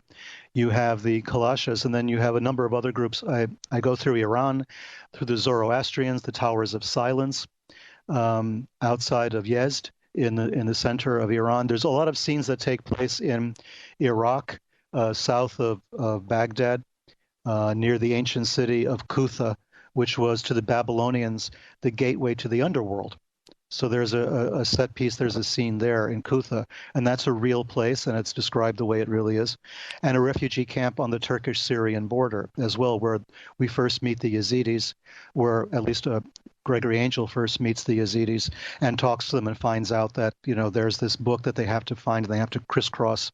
He starts jumping from country to country with, JSOC people and SOAR people. I mean, some of our military specialists, secret forces, secret service people, special forces, and they're helping him, to a certain extent here and there until he finally winds up in Nepal. Now, all the places I mentioned, all of the religious terminology, all of the foreign terminology is all genuine. I didn't make up any words. I didn't make up any groups. That's all genuine stuff. So it's, it's a thriller, but as you're going through it, you're going to inadvertently start learning a lot about that part of the world. And you realize that the Middle East and Central Asia is not monolithic. It's not just one bunch of people. They're all Arabs and they're all Muslims. That's far from it. Right. There's so many different groups in Iraq, for instance, so many different ones, not just Shia and Sunni. There's the Assyrian Christians, there's the Mandaeans, there's people who believe that John the Baptist was the real Messiah and not Jesus. They're still out there. You have the Yazidis who are out there. You have different Kurdish groups. You have on and on and on. And Iran, too. Iran still has Zoroastrians, the oldest religion in the world right now. Right. The oldest continuous religion. So they're still there. And there's a lot of different pagan cults and groups that are kind of Sufi mixed in with paganism in Iran also. So these groups, the purpose of stitching them all together is because they're all trying to stop what's going to happen, this horrible thing that's about to take place. And so we have our hero running through all of this, trying to put a stop to it, while at the same time he's not quite believing it's really happening. So it's an education for him as he goes along. So all of that's true. And the description of, weapons where they show up, or description of helicopters and stuff, that's all based on fact. Are you afraid of those out there that are going to think that the novel is true? Dan Brown certainly went through it, and he had a lot of explaining to do after the fact, too, as well. That there's a hidden message here, that there's something here, and suddenly there's tour groups going out chasing, your book, scene to scene. Are you worried about that? They're not going to be doing that just yet. Well, they can't there's until... the Islamic State. Yes. There's the Iranian Revolutionary Guard. There's a few issues that they may have in trying to do this. So I'm not afraid of that particular aspect right away. But actually coming up and saying, is all this true? Like I say, it's someone asked me on Facebook, is this, truth buried within fiction? And I said it might be fiction buried within truth. I mean, there are different levels to this story. Now, that's evasive right there. Okay, now you're implying something. Well, I'm trying to get to it. It's right. I don't want to be vague. I'm trying to explain something that's hard to explain, because this has to do with the other project that I'm working on too. Right. So there's a problem in explaining certain realities. In the novel, we have a lot of truth. We have the Yazidis, for instance. That's very true. That's as true as you can be. You have all of that going on. And you have like this fictional narrative that there's something darker underneath, that they all have to stop, or they have to contribute in some way to putting an end to this. And that looks fictional, as part of the narrative. But then there's a truth below that. And I think that there is. I mean, Sinister Forces is about that. Sinister Forces is hinting at the existence of something which is dark, which is maybe part of our nature, maybe part of the nature of the planet we're living on. Who knows how to describe it? But there's something there that's percolating through all of this. Right. We know that the kind of savagery that we've become used to seeing, the kind of brutality, that's not us. That's not human beings. That's not who we really are. And yet somehow we manage to have to live with this all the time and to deal with it and to suffer because of it. There's enough crap in the world from, diseases and, natural calamities. We don't need, terrorist organizations and revolutionary movements and all the rest of it, causing all sorts of additional stuff. But it does happen. So why does it happen? According to Lovecraft, it was because of Cthulhu. It was because of some ancient alien force that was here left behind on the planet that's now calling out to its brothers and sisters on distant galaxies and trying to open the gate so they can all come back in and reclaim the planet, make the planet great again. Right. So we have this thing going on. And Lovecraft kind of brought that up and made this a possibility. So maybe that is as good as any way of trying to describe some of what's going on, not to take agency away from us, not to say that we're not responsible for the stuff that we do. Of course we are. But what is that impulse? What is that instinct that enables us to create so much savagery and brutality, right? To slaughter our fellow human beings. How does that happen? How do we get hypnotized, into this state where we can do the things that, for instance, Islamic State is very proud of, and they videotape it, right? Right. How do we get to that point? Right. Does that just normal? If it is, we're all doomed anyway. But I think it's not normal, and I think that we can fight against it. And I think that that's really at the heart of the stories that I'm writing with the Lovecraft Code and the two novels I plan to follow it. It's so hard for a lot of us to wrap our head around somebody that says, well, Johnny was such a nice boy. I used to give him donuts when he was a kid. I can't believe 6 months ago he went to Syria, and now he's chopping heads off in these videos.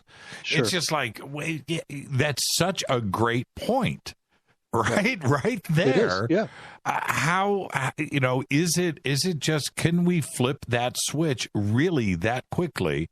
What turns us into the kid next door that's going to Catholic school that switches to Islamic fundamentalism in a few short months because of a computer, online promotional videos, and the next thing you know, he's winging it over to Syria and burning men in cages.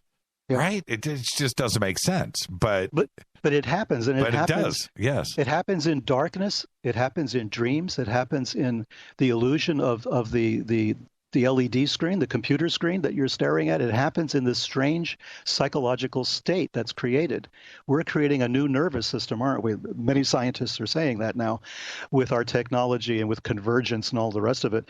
We're extending our nervous system in ways that have never been before. And we're creating this dream space where these things are possible, where you can be hypnotized in a sense. Manipulated, the power of suggestion, whatever you want to call it, into converting to these things. People say it's a radical form of religion, and it's not. I don't believe that it is. I've done a lot of research, for instance, on MK Ultra and behavior modification, all of that for sinister forces, and since then, and I believe it's closer to the conversion scenario than anything else. You become converted.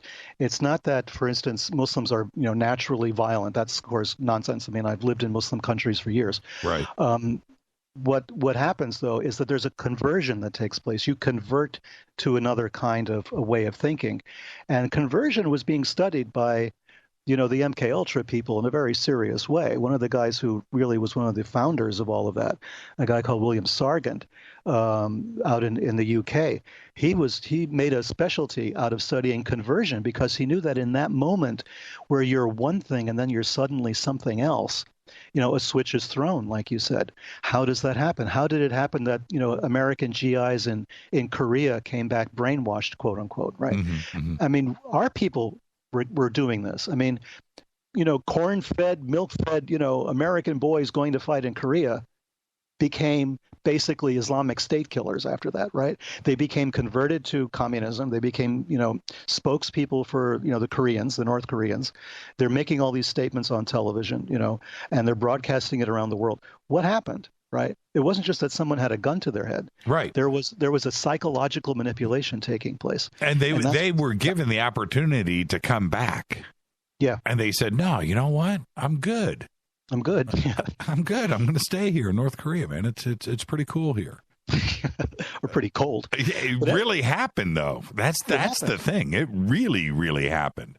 And that's why I always insist we have to know our history. We have to know the context for this stuff, because this stuff's not coming out of the clear blue sky.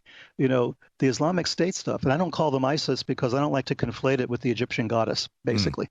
So I just call it Islamic State or Daesh if I'm talking to someone with Arabic. But I've renamed them, by the way. They're called the IDF. The IDF? Yeah. The Islamic Doofus Forces. That's what I'm calling them now. You got me a little nervous there because IDF is also the Israeli Defense Force. That's I right. thought you were making an anti-Semitic kind of thing. Right. Okay. No, we'd never do it.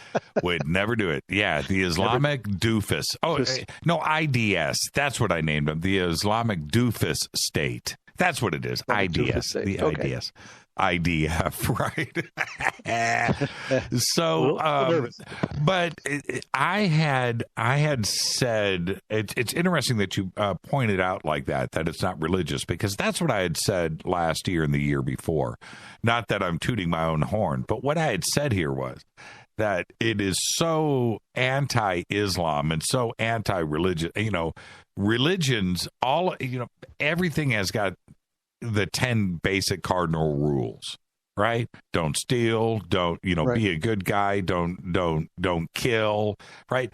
And if you, religion or not, those are just actually pretty good rules to live by, right? Even if you're not religious, right? Yeah. Well, ISIS, or the Islamic doofus state, that they don't live by those rules. So therefore, I have taken religion out of it. What you have, and that's what I had said, what you have, is a collection of kids that are, A, paid, B, you get to go to another country and go and live this alternative life and escape where you're at now. Maybe your life isn't that good where you're at, whatever. Maybe you're a common criminal. Maybe you're just a retard from the word go. Yeah. And that is what's going on over there. Sure. And they are all drugged up. They're on drugs. That's the other thing that people don't talk about. They're all meth heads. And that has a big part to do with it, where they're so disoriented and so disconnected from reality. And over there, that this whole religious thing that the media and even ISIS themselves are hiding behind isn't actually based on fact. There is a switch that has been clicked in these kids. And that's what has happened. Sure. I don't know any other way to rectify, to resolve it in my own mind, because it's so twisted. It's so twisted. It is, and I've been saying the same thing for a long time, especially when people started jumping on the Islamophobia bandwagon. I'm saying, whoa, wait a minute. And I feel I can say something about that because I've lived in Muslim countries, and, I've been to a lot of mosques around the world and all the rest of it. I mean, I've been exposed to a lot of that, and it's just not Islamic, and I've had people come up to me and say, we're freaking out over this. So it's not. It's conversion to, a mindset. It's like Jim Jones, at Jonestown. I mean, it's the kind of thing where you just throw a switch and you're willing to kill other people, commit suicide, do whatever. And we've had this phenomenon in our history, just in my lifetime. We've seen this before, so we've got to, get our act together where this is concerned and understand what it is. And at the same time, not to suppress the fact that there's something really dark, at the heart of the human experience, that it's there and it's bothering us, and we have to, confront it and deal with it in some way. And that's what my central character is doing in these novels. He's starting from a position of, a plague on both your houses. I hate all of you guys, to, wow, I'm seeing stuff I shouldn't be seeing. There's things that are happening that, that are challenging my perceptions of reality. I'm going to have to be more aware of all of this. I don't know how to take it on, and it has to do somehow with religion and somehow with other things. I don't know. And so he goes through this growth period during the novel where he's trying to get it all on board, even as he's being exposed to all this weird stuff, fanaticism on the one hand and savagery on the one hand, and then the really cool sort of religious discussions on the other, and he's trying to put all that together. And then there's the whole Cthulhu thing happening here, in the midst of all of this. And the Cthulhu thing is the supernatural element that I believe does exist in the world, and something that we do have to come to terms with. The supernatural is a fact, it's something that's there. We don't know what it is. We don't know how to pigeonhole it. We don't know how to describe it scientifically. But for the most part, we've all had experiences that bother us, that we know are not normal. We know they're not part of everyday life. We don't know, we don't know where to put it. And that supernatural element is one that I have to put front and center in the novels as well, because this is something that we need to deal with. There is a supernatural element. And well, let me jump in. See, there's your other problem. Your other problem is you're Peter Levenda.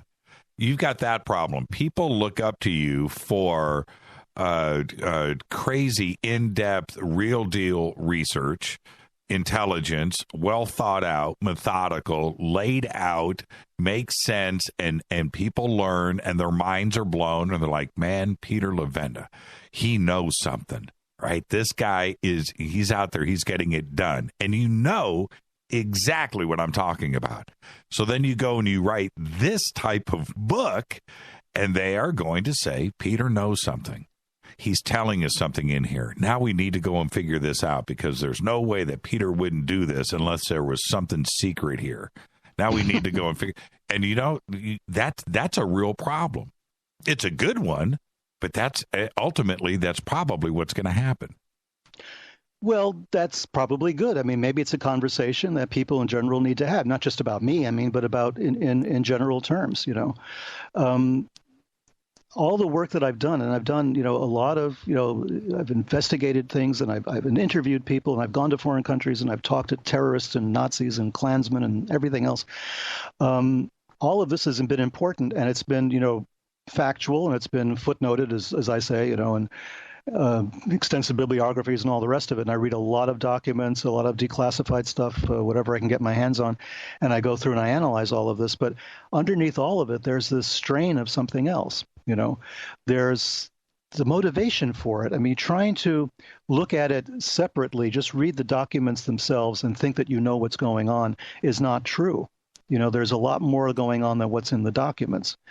I wrote a novel many years ago in which I made the statement that there's documents and there's blood, and you can't tell history without having both the documents and the blood. You don't know. You don't really understand it otherwise. You need the context for all of it. And is there something supernatural at the heart of this? Yeah, what we would call supernatural, something that we have a hard time describing, a hard time putting into a box. So we have to allude to it the way Lovecraft did. Lovecraft alluded to all of this. A lot of that action happened off set, off scene, off camera. So it was all by illusion. It was all by misdirection, saying these horrible things are out there. It was a kind of a paranoid worldview. And I'm not paranoid, I don't think. But, well, it depends. You've earned the right to be paranoid, for sure. Yeah, okay. You got to check out your Twitter feed. Barrett just did this meme. It says, Peter Levenda for president, make the planet great again. We need to take back our planet. We need to take back our planet. Now, when it comes to the supernatural and the satanic side and that dark side and the Cthulhu side, with all of your stuff, you've done hands-on research. You've been to South America. You've been to crazy country. You've practically been tortured.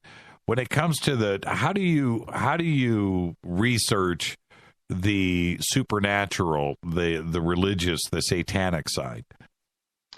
I mean, well, are you hanging out? Are you putting on a robe and a crazy hat? Well, I mean, I have a master's degree in religious studies, right? So I did the whole academic side for that, to study religion, which meant I did hang out in a lot of places. I mean, ever since I was very young, I used to do that. So I was always fascinated by religion, by esoteric studies, by the occult, even by different religions. So I was always fascinated by that, by ritual. Ritual to me seemed like a technology. Well, you mean like Rosemary's Baby type ritual? What do you say, ritual? Ritual. Okay, you went there. Jimmy? You went there. I went to things like that. Absolutely. I mean, I was around in the 1970s in New York City when, the whole place was falling apart as far as there was an occult renaissance going on, which we call an occult renaissance, those of us who were there. And everybody was there. I mean, you had witches, you had the Wicca movement was there becoming very strong. You had the Crowley people were very strong. You had the Church of Satan. You had every kind of group you can think of, some of whom, have not survived, but many of which have. And they flourished at this time. And you fell into rituals just by crossing the room. I mean, you just didn't know what was going on, right? Right. So stuff was going on. I saw a lot of that. I talked to a lot of these people. I hung out with them. I learned a lot from them. I didn't join anything. I didn't enlist in anything. I didn't accept any initiations into anything. I always kept myself outside of that so I could write what I want and discuss what I wanted without having to betray secrets or, be forced to. I wouldn't join any club that would have me as a member, basically. So, to use the old, Woody Allen routine. So I stayed out of becoming actually initiated, but I did go to a lot of rituals that I could go to without being initiated. So I learned a lot, not just from, Western occultism, but also I went to a lot of Taoist temples, Buddhist temples, Hindu temples, like I say, mosques as well. I mean, all sorts of stuff, Santeria stuff in Afro-Caribbean religion, you name it. I've had my beads read by a Ifa priest, a Yoruban, high priest of the Ifa divination systems and things like that. I mean, remarkable stuff. So yeah, I've been exposed to that as well. That's all part of what I've been researching. It's all of a piece. It's not just the politics. The religion is part of it. We try in this country to separate the two. We say that, legally there's a separation between church and state, and that's true. I'll tell you a funny story on that. There's a picture out there of you and I eating some food, right? We're sitting at a table. And somebody sent me that picture in an email. I never told you about that. I've never even talked about it. It just came and went. But this guy sent me this email and goes, "Man, this explains your success. You've made a deal with Satan." and that's all it was. And I was like, where is this coming from? Right? It was just totally bizarre. And I can, along with Peter's disclaimer, I assure you that Peter and I have not done any blood rituals together that I know of. Well, there was that time. Well, that's all right. We'll. Yeah, well, no, we can't talk about that. That wasn't blood, was it? Oh, no, you're right. It wasn't. Okay, good. Our guest tonight, Peter Levenda. We're talking about his new book, which you can pre-order now on Amazon, The Lovecraft Code. He is the absolute best. We'll take a quick break here. When we come back, Peter, what I do want to do is, with the current events now that is going on in the Middle East, which you know all too well, with Lovecraft and with this book, how you've tied all of that together. And let's do that when we come back. I find it totally fascinating, and the timing, my friend, couldn't be better. You almost could pull the book back and get another chapter in about what's going in Mosul right now. Yeah, it's true. Just a thought. We'll be right back.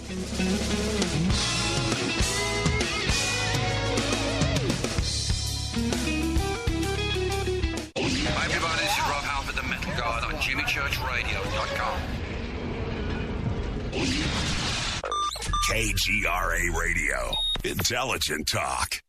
So, you love talk radio? Then you'll love TalkStreamLive.com. TalkStream Live is always on, 24/7, with the best streaming talk shows. Find your favorite talkers and discover some new ones. It's free, readily available online or on the smartphone or tablet. Finding your favorite talk shows all in one place has gotten a whole lot easier. Just go to TalkStreamLive.com. Be sure to download the free apps from Google Play or the iTunes App Store.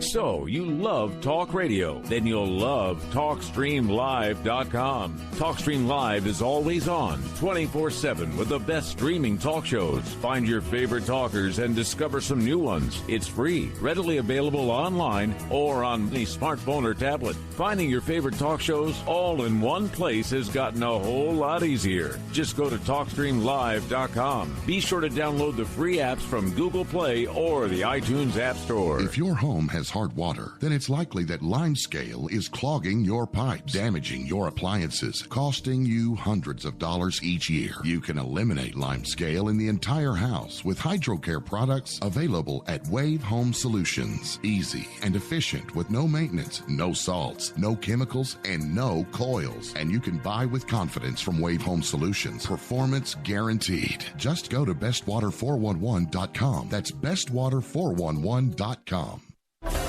Did you know that when you're on the road with limited data or Wi-Fi available, you can still listen to every minute of Fade to Black by just calling 605-562-4482? No smartphone, app, or internet needed. It saves your data plan and no extra cost if you have unlimited minutes. Just call 605-562-4482. You can listen to me, Jimmy Church, on any phone, anytime, anywhere. Go Beckley Tappy.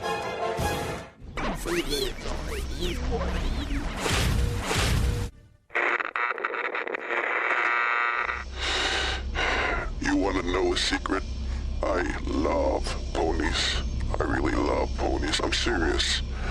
I couldn't stay sane without ponies to brush. Why fade to black? Because you never got that pony, damn it. This is Fade to Black with Jimmy Church on the Game Changer Radio Network and KGRA, the Global Radio Alliance.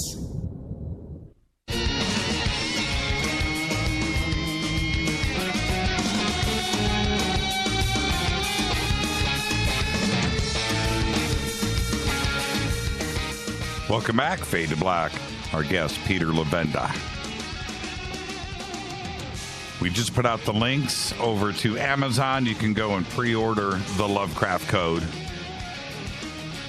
They're up.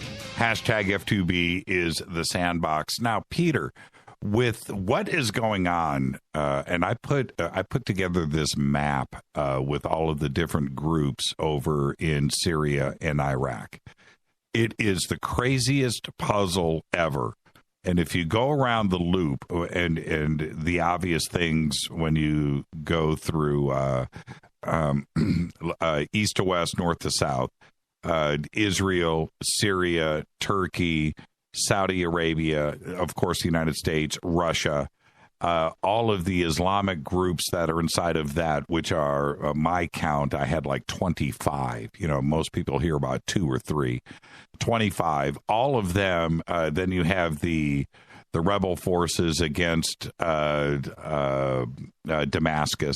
You have that, and then who is funding those, who is backing what, and everything is crisscrossed, and it's a mishmash of a mess.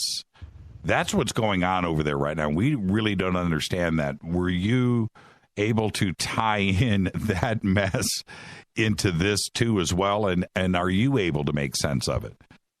Well, I do talk about it in the novel because it's an obvious situation. Once you bring up the Yazidis, you basically have to get a little bit into the weeds as to, you know, who those people are and like what's going on.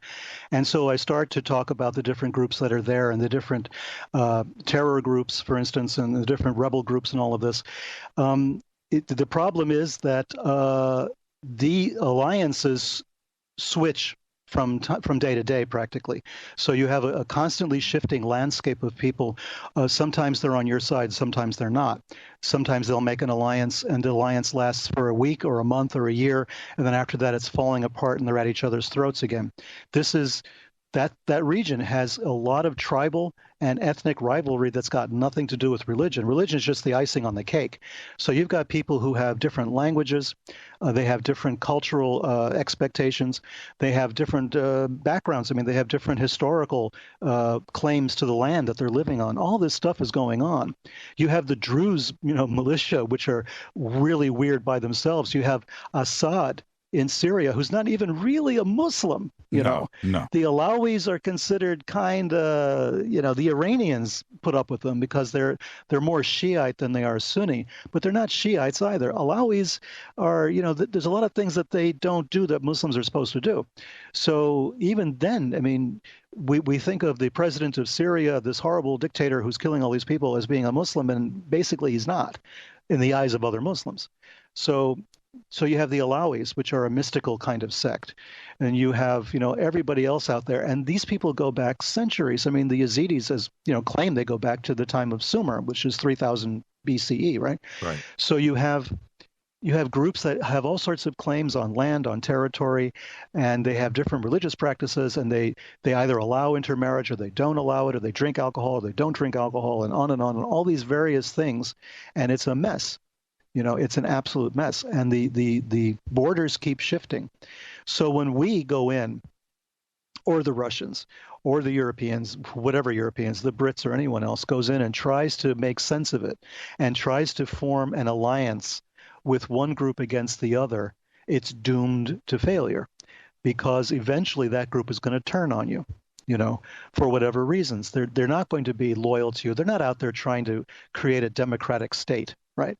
They're out there trying to get revenge against their enemies, carve out some land for their own, and develop their own identity, basically, in whatever plot of land they can find, as long as they're not being slaughtered. So they will side with you at one point, and they'll turn their backs on you again when someone else gives them a better deal. There's no reason for them to trust us, basically, is what it comes down to. There's no reason for them to trust anyone in the West because of World War I, because of colonialism, because of all the stuff that went on, the Versailles Conference, and how the lands got carved up and all the rest of it, sort of arbitrarily, lines drawn through the sand. Okay, this is Kuwait now, this is Iraq, et cetera, et cetera. So there's no reason for these people to trust us, to trust any of the Europeans, to trust the Russians or anyone else. They've become extremely cynical, extremely skeptical. So what does that mean for us? Should we then bow out of it? The problem is we have a humanitarian crisis that also is taking place there. And I have tremendous respect for anybody who wants to go in there and do something about that. And it's going to be a quagmire no matter how you look at it. We should be saving the people of Aleppo. We should be saving, the antiquities that are being destroyed. I mean, our culture is being destroyed also. Our culture as people, as humans, are being wiped out. We should be saving the Yazidis for sure. We should be saving those people. These are humanitarian crises. But once we get in there, are we ever going to get out? What is really at the root of all of this evil? What is really at the root of all of this? Is it simply you get a bunch of anthropologists and sociologists in there and they're going to sort it out? In the end, I don't think so. In the end, that switch is going to get thrown again. In the end, someone's going to go off their nut and they're going to go crazy and take out a machete or an AK-47, and we're back to square one. So we've got to look at, we have to look at the humanitarian stuff that we should be doing. I'm 100%, in favor of doing whatever we can to help the Yazidis, for instance. But at the same time, we have to be realistic. We're not going to go in and solve the problems. Save the people that we can save. Do what we can. And then, we're not going to be able to, we have to realize we can't solve those problems. We can suppress the Islamic State. We can destroy them on the ground. We can do all of that.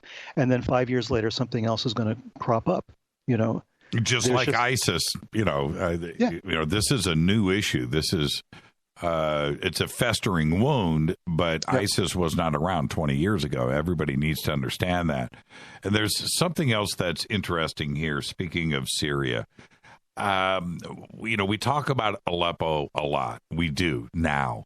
But it was the largest city in Syria that is now literally a pile of rubble. Yep. It's gone. It's gone. Aleppo is gone. I can't imagine what it would take to build that city back to what it was. I don't even know. It's decades for sure. I won't be on this planet, when that happens. And it's gone. Aleppo's gone. Mosul, we're going to go in and liberate this city, and I get that. And, well, I'm saying we, but the Iraqi forces, they're going to go in and liberate the city. It's gone. It's been bombed now since 1991, right? And it just blows my mind how we've gone in now, literally, and destroyed two countries, Iraq and Syria. And if you think about it, what makes this even more poignant, and which is, sort of at the heart of my novel and my books in general, this is the cradle of civilization. This is Mesopotamia. This is where we all came from. The Garden of Eden was supposed to be there. Ur of the Chaldees. I mean, all of this is there. Baghdad. I mean, it was Babylon, Nineveh. That's right. This is the cradle of civil writing originated in this part of the world. The wheel. The wheel. The wheel. The wheel. Religions. All of our major religions came from there. The major, Western religions, the monotheistic religions, but even the ones before that, they all came out of that part of the world. And now we're leveling it. We're laying it flat. If you step back from it and look at it, take the long view, then you have to say, okay, this is not just politics as usual. This is not just, territorial disputes that we've had, since history was written. This is something darker. We're erasing where we came from. Town by town, city by city, statue by statue, temple by temple, it's all being obliterated. Why is this happening? What's the explanation for it? I mean, on an existential level, what is going on? And it's that part of the world that it's happening. And there's problems all over the world. There's massacres and genocides taking place, as we know, all over this planet. But that part of the world in particular is being leveled, and it's where we all claim that we, have our origins, not just Westerners, but people, on the planet in general. This was the beginning. They fanned out from that part of the world. They went into North India, Pakistan, and that, and extended out that way into Mongolia. They went down across into Europe to the Levant and all the way to Hibernia, to Spain and Portugal. I mean, the people came from there, throughout North Africa. This is where we came from, And we're destroying it. Right. And do you think that the possibility is there for, oh man, I just don't want to be too dark here, that maybe they're trying to intentionally do this, that they're trying to hide a piece of history, that there's something there that maybe we were close to discovering or finding out about our past that quite simply they don't want us to know about, because it doesn't make any sense. And sometimes the simplest things are the truth. Could it be that they're trying to bury the past and to destroy it? I'm talking about our own government too, as well. I mean, it's one way of explaining what's going on, and you'd have a hard time getting evidence against that point of view. I mean, we are destroying it. I mean, it started with, we destroy. Look at the Taliban destroying those Buddhist statues. Exactly. In Afghanistan. I mean, yes. It was horrendous, right? And then they're talking about the militants in Egypt are talking about destroying the Sphinx and then blow up the pyramids, right? Right. I mean, there's been that kind of talk for a long time. The idea that we're going to start with a clean slate, we're going to put all of that away from us. We're going to burn the Library of Alexandria, basically, and destroy everything so there is nothing to fall back on. And now what, right? And yet the problem is that it's really, really short-sighted considering where we're at now scientifically and technologically. We have the capability of going off planet. We're talking in the next 20, 30 years, we're going to go to Mars, we're going to do all this other stuff. We have the internet, we have, electronic communications that we don't really need to be on the ground in Babylon anymore, right? Right. So the people who are destroying it are living in a different reality than we are. They're living with a different set of expectations. They don't understand that the reality they think they're destroying is not really being destroyed the way they think it is. It's not going to leave our memory. It's going to last as long as our communications last, as long as our libraries last, as long as all of that lasts. Unless they take a huge magnet and wipe out all the digital information on the planet, there's no way now to go back and to do that. 100 years ago, yeah, and they're still thinking in that kind of mentality that bullets are the answer, that guns are going to be the answer to this. We've gone so far past the guns and bullets, solution, that it's not funny anymore. Right, right. And there's the other frightening thing when we talk about, what Sitchin did and all of the clay tablets and so forth that came out of Sumer, that's only what we have discovered and uncovered and analyzed. Yeah. How much of it have we destroyed and bombed? How much of it has been stolen? How much I agree. Yeah. Our special forces going in there into different areas and removing artifacts and bringing them here? How much of that has happened? Well, that's the opening scene of the Lovecraft Code. The opening scene is the invasion of Iraq, the invasion of Iraq after 9/11, and the Baghdad Museum, is missing some stuff, that should have been there, and it was not there. And where did that stuff go? And that's based on fact. Once again, it's the true story. The Baghdad Museum was looted. Right. However, it was looted mostly by the museum employees who wanted to get that stuff out of the way of the military of whatever side to make sure that it wasn't damaged. But not all of it made it back. A substantial amount of antiquities never made it back to the Baghdad Museum, which houses some of the oldest antiquities on the planet. And some of it didn't make its way back. Some of it made its way to the black market, as we know. Some of it made its way to people, Al-Qaeda in Iraq is selling antiquities to finance themselves as well. That's how it made it onto the black market. So the very first opening of the Lovecraft Code is exactly focused on that, because that terrified me. When I read that, we were going into Baghdad this way, and that, Saddam Hussein was going to do a scorched earth policy, or at least that's what, was the rumor at the time. The thing that really worried me more, than just, the idea of constant battle and warfare was the fact that maybe that museum would be gutted, that all those antiquities would be gone.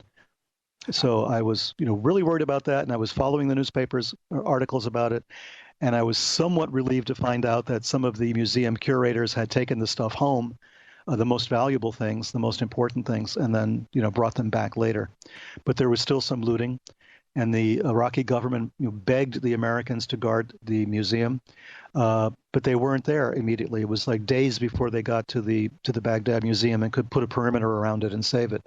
So in those days, a lot was lost. Yeah, the pictures that I saw, it was empty by the time the U.S. forces got there. And I also saw somebody had sent me some pictures. I still have them, of that was surrounded by U.S. Special Forces, and then down in one of these pits, and it was large too.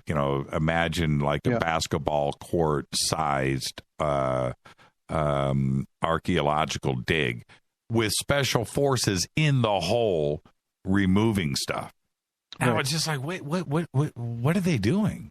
Yeah. That's not the Smithsonian, right? That's not right. That's not a college. That's not Yale University down in the hole. Those are Special Forces guys with beards, with the machine gun strapped on their back, removing stuff from What is it that they were told to go and get? Exactly. Pretty interesting. Great material for a novel, huh? Yeah, you should. That should be the opening chapter of the book, actually. And and then the other side, and I want to address this too, is we have the Anunnaki and the ancient alien. I said it. I didn't mean to. The HP Lovecraft ET connection with all of this. Did you go there in the book? Yeah, I did it a little, and I'm doing it really full force in the sequel to this book, which is called Dunwich, after the Dunwich Horror that Lovecraft, his other famous story. Right. So in that sequel, we're going to get all up in the ancient aliens and the alien connection to all of this. Some of the same characters, are reprised. It happens a few months after the events in the first book. So Mosul now is being overrun, and the Yazidis are being, slaughtered, and all the rest of it. Against that backdrop, then there's, book 2, which deals very, specifically with the ancient alien concept and Lovecraft's ideas about it, and done in like a real-time story form. And when we look at that concept, you and I actually haven't talked much about this, but do you think in all of your research that there is a legitimate reason to believe or trust that we had an ET contact, whether it was Anunnaki and we're going back 400,000 years, or something as recent as Atlantis or the construction of the pyramids or the Sphinx? Do you think that there's a direct connection? I believe so. I believe that there was a connection, that there was some kind of alien contact. I'm very deeply in the weeds on that one right now because of the project I'm working on. But that's definitely a major part of the investigation that I'm involved with now. I think the evidence is there. I think we'd be kind of silly to ignore it. And I think that the alien explanation is really the best. It's the most efficient explanation for a lot of what's happened with humanity over the last, recorded history. I think that the alien scenario is the one that answers everything the most economically.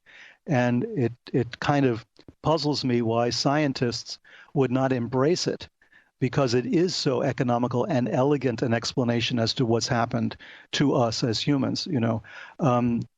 there's a lot of atheists out there, scientists as atheists, and they hate religion for a lot of reasons. But mostly they hate religion because of, wars and the lack of, of spirituality that they find in religion. So they make that argument all the time, and it's rather boring, actually, because, yeah, okay, fine. But I would think that a scientist, especially an atheist scientist, would embrace the idea of alien contact because it would explain everything that religion tries to explain. And it would explain it better, in a way. And all of those questions that are out there, the ones that are difficult to answer, once you throw in the ET, ancient alien hypothesis theory, and throw it in there, it is a very, very elegant solution. Now, it can turn into a broad stroke of the pen. Ancient Aliens has certainly done that, right? Everything is Ancient Aliens, right? Yeah, right. Everything is aliens. But there are some very, very difficult questions to answer out there. And when archaeologists and historians and religious historians, where they come back with, well, you know what? You're not giving ancient man, Stone Age man, enough credit. It's like, wait a minute, man. Why? Are they voting next year? I mean, right. You're not giving them. Worry about. They were much. I know what you mean. Yes. Yeah, they were much smarter than you think. So either, and this is the conundrum, right? Either you want us to believe that Stone Age man between 8,000 and 2,000 BC was foraging for seeds and was walking around with a club. Right? And was looking for food every single day. That was his job. He woke up in the morning, went out, got some food, came back, and procreated. That was the cycle of life. Either it was that, or he had the intelligence to build megalithic structures at magnetic north on perfectly level ground, and was able to quarry and carve and sculpt and do art and math and astrology and architecture and government and farming. So it's either or. Which one of those is the one that we're supposed to accept? Sure. So it's obvious, right? Yeah. And so when we pull in the ET hypothesis here, which I totally think actually happened, I don't have any issues with it, but they just want to put up that front. They want to put up that fight right there and take ET off of the table. So then they're left with all of these unanswered questions. Yeah. And I think that the point you're making is right. Somehow civilization got jump-started at a specific point in time all around the planet. And you can as scientists do, you can go back and try to find how that happened and try to map it out and say, well, it happened because of this, this, and this. But, quite often those explanations ring a little hollow. And it doesn't really make a lot of sense. We don't really see this gradual evolution of society taking place over. I mean, Homo sapiens has been around for 200,000 years? 130, right. And suddenly, in the last 10,000 years, we've got civilization. What happened? Were we happy all this time and suddenly we were unhappy? What happened? We didn't have cable, so we decided we have to create civilization. I don't get it. I don't get why we were okay for 130,000 years if that's the new number now. And right. suddenly we had this urge to have a civilization, not just us in one corner of the earth, but all over the earth. Everybody decided at the same time to build pyramids. I mean, at a certain point, you have to look at this thing and say, Occam's razor, right? I mean, it's the simplest explanation, and this is a good one for now. And it doesn't mean we have to believe in little green men and flying saucers, but there has to be an explanation that takes this into consideration and says we have to posit there might have been, influence from somewhere else. And just leave it open at that, and let's not poo-poo it and ridicule it like people do. It's a valid way of looking at this, and it certainly explains religion. Yeah, and it does. And the other aspect of this, when we're talking about let's generalize things, but let's go with 4 or 5 cultures that were happening at the same time around the world. You can go with Asia, South America, the Middle East, North America, Europe, right? It's these cultures that, in a parallel sense, all developed these ideas at the same time when it was impossible for them to communicate with each other. Mm-hmm. We have a big issue here. And when I hear, man needed to do it at that time. What did he needed to build a pyramid? Yeah, really. Right? He needed to build a pyramid at that time with square windows in it and steps and stairs and architecture and, no. And metallurgy and kilns and things that all appear at the same time. Yeah. I have issues with that. I mean, nobody in Beijing is communicating with somebody in Mexico City. No. It didn't work that way. No. Quite simply. Go ahead. Go ahead. No, I was just going to say his name escaped me just now, but there's a young Egyptologist, very well known, whose name escapes me, but who said something fascinating about the pyramids. And he's not prone to an ET hypothesis or anything like that. He's an academic historian and Egyptologist, and he said that the pyramids were resurrection machines, and I just love that way of describing them, because they were designed to resurrect the pharaoh. And the idea of a resurrection machine, just conjures up so many other ideas and concepts. And how did they get that idea? Where did that come from? Why did somebody? Why for hundreds of thousands of years we're wandering around and nothing, and suddenly we decide we need to be immortal, and we have to develop technologies to make us immortal. And this immortality always involves going up a ladder of lights to the stars, taking our place among the stars. There is that constant thing, and it's in religions all over the world. There's this pointing upwards and saying we came from there. We keep ridiculing that, but I don't see why we should. We don't have to say the Nazca lines were built by aliens. We don't have to go and try to prove all of this, which may be disproven by science at some point in the future. All we have to do is look at the texts themselves, look at the scriptures, look at what people wrote about religion, and it's all there. You don't have to go anywhere else, whether it's the Dead Sea Scrolls or whether it's the Book of the Dead, the Egyptian or the Tibetan, or whatever it happens to be. If you look at the Sumerian scriptures or any of these scriptures, they are telling you the story. They're being upfront about it. It's an extraterrestrial source. So whether we believe it was spaceships that came down or whether it's the ultra-terrestrial hypothesis, right, where they're living among us, they're sort of in another dimension, they flicker in and out. Light beings. Yeah, whatever. Yeah. Well, the Arabs, even long before Islam, the Arabs believed in something called the jinn. And they say the jinn were, beings that were just like us. They were as corporeal as we are. They procreate. They do everything that we do, but we can't always see them. They're sort of here and not here. They're around us. And some have even converted to Islam, they tell me. So, these are beings that they've known about, for centuries and centuries. For thousands of years before the advent of Islam. They believed in the jinn, which we get the word genie from. They believe that they actually exist. They're wandering among us in a kind of parallel dimension and occasionally cross over into ours. These are just some of the hypotheses that come up, but they're ways of trying to explain what I believe is a real experience. They're trying to explain something genuine. First comes the experience, then comes the myth. It doesn't go the other way around. I'm going to get you to hang on for about 10 minutes. We cannot end here. It's too good. It's too good, Peter. Let's take a break. Our guest tonight, Peter Levenda. And when we come back, this is where we're going to go, because what was going on in Mesopotamia and Sumer and ancient Egypt, which was all going on at the same time, somebody was teaching. Somebody was taught. That's what academia says. We're going to discuss that when we come back. This is Fade to Black. Our guest, Peter Levenda. His new book, The Lovecraft Code. Be right back.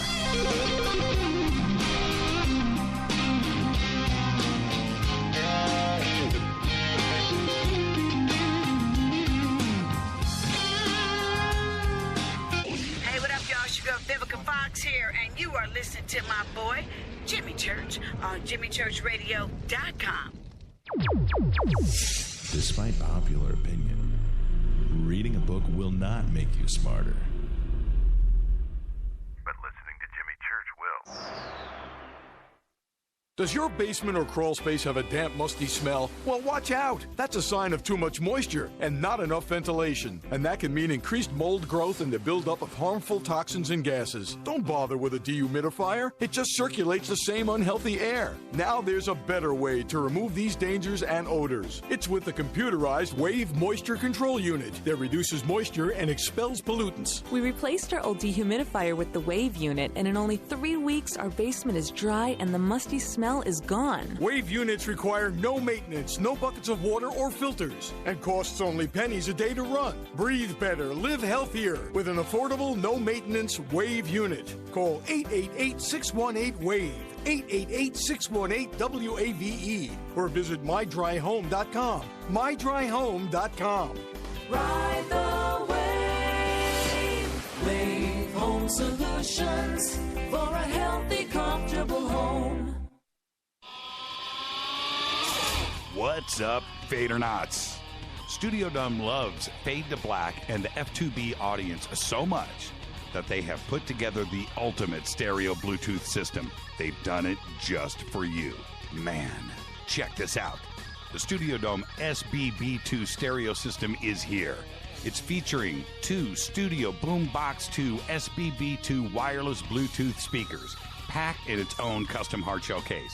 This Studio Dome system features the very latest in stereo Bluetooth technology. The 2 full-range boomboxes are in true wireless stereo. You've got to hear this. It's amazing. It's just $129, and use the promo code JCRTWS, and you'll also get free shipping. It's simple. Just go to jimmychurchradio.com, click on the Studio Dome banner. Go Beckley Teppy.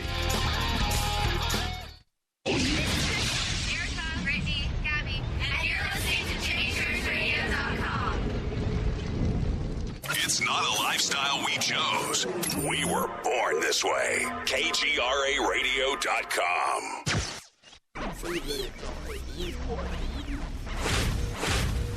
This is KJCR at JimmyChurchRadio.com.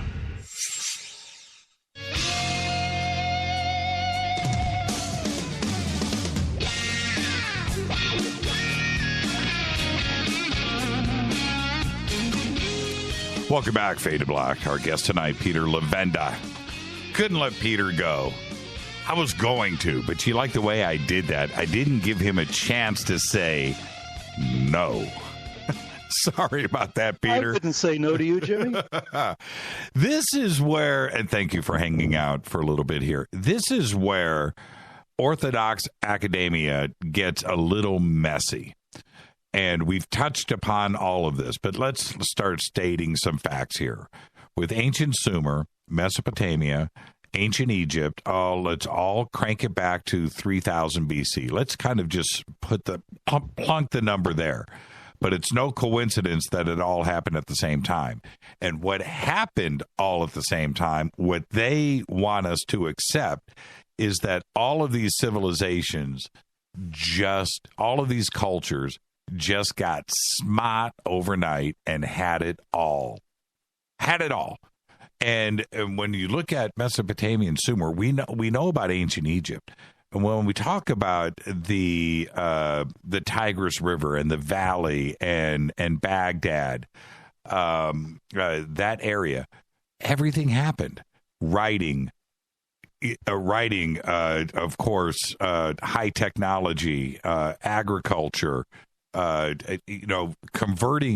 Converting agriculture and getting that domesticated is high science, man. High science.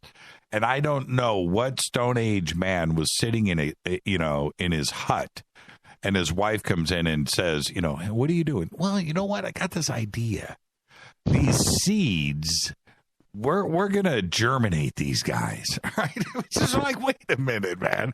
But that's what and all of these cultures were suddenly upright and running.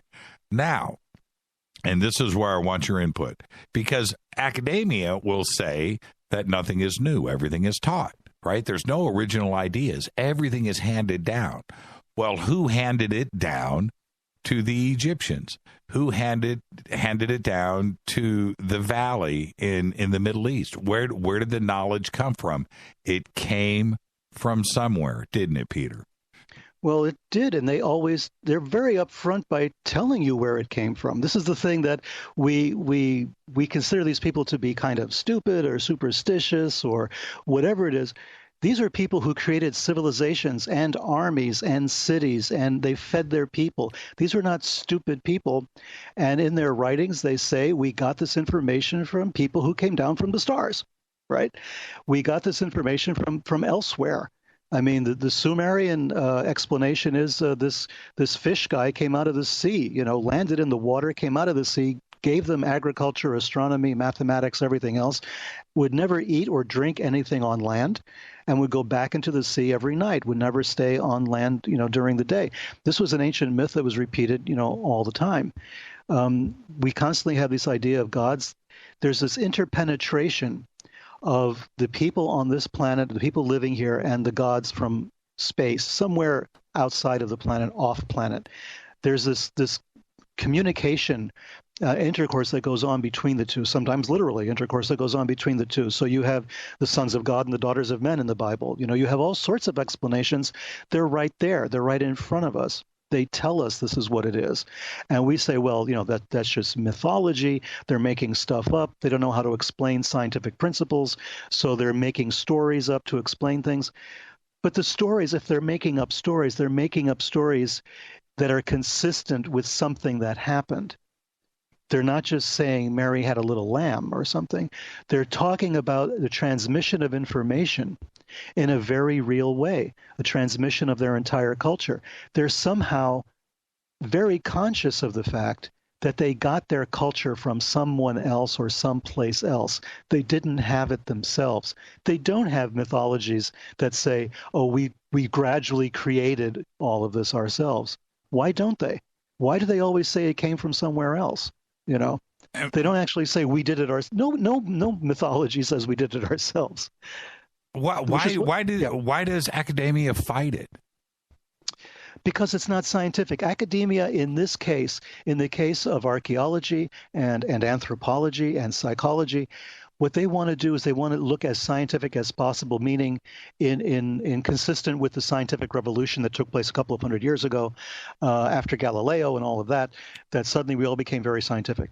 So the academics want to fit their scholarly research into that cubbyhole. They want to sort of, straitjacket into what physicists do and what chemists do. Physicists and chemists have to do things their way. Biologists have to do things their way, consistent with their science. But for some reason, with the last 100 years or so, probably the last 80 years or so, what's happened is there's been this movement to try to make everything scientific and everything fit the parameters set down by the scientific revolution. So psychology became very scientific, right? And it all became about pharmacology. You give somebody a drug to make them better. This was measurable. This was easier to deal with than actually trying to find out what's wrong. So you have this kind of an approach, and the same approach is there for history, for archaeology, for all of this. It must be done according to these principles, and whatever is outside of what science says is true cannot be accepted.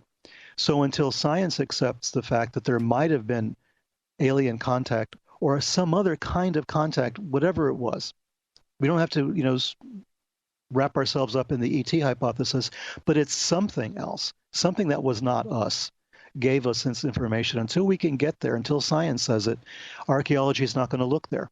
Well, and no one's going to look there. And that's the paradox, because Copernicus, Galileo, Newton, Edison, for that matter, Benjamin Franklin thought outside of the box. Oh, yeah.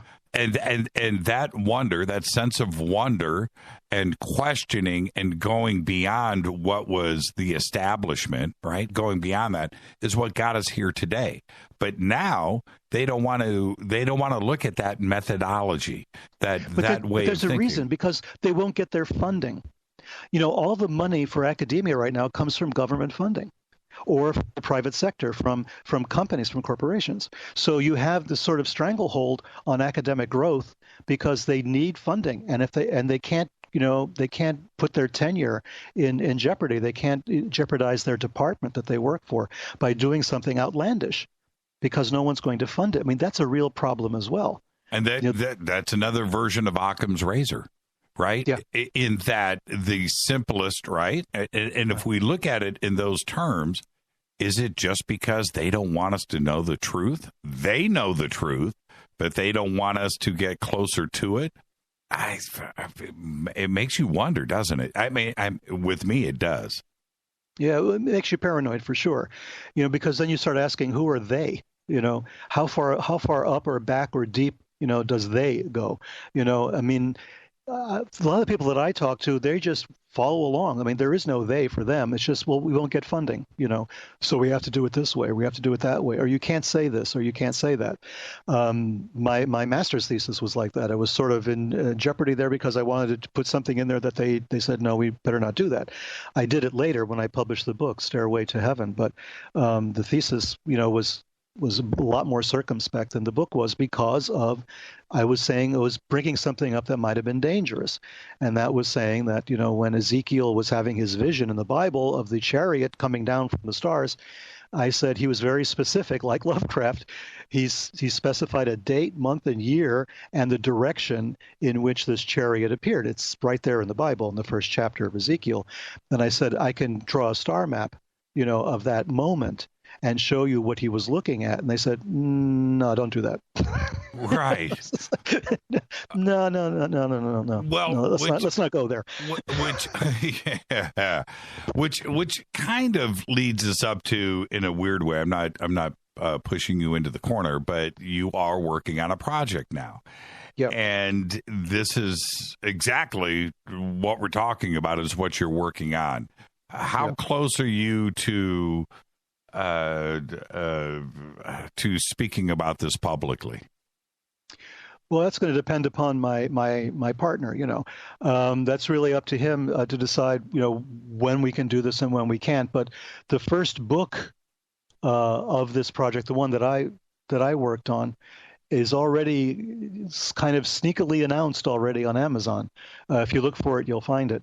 But I believe there's going to be a digital ebook version of it that's going to be available sooner, probably by the end of this year. So probably around the same time that Lovecraft Code is coming out, I think the first book of my project will be out, and then we can talk about it then, at least that part of it.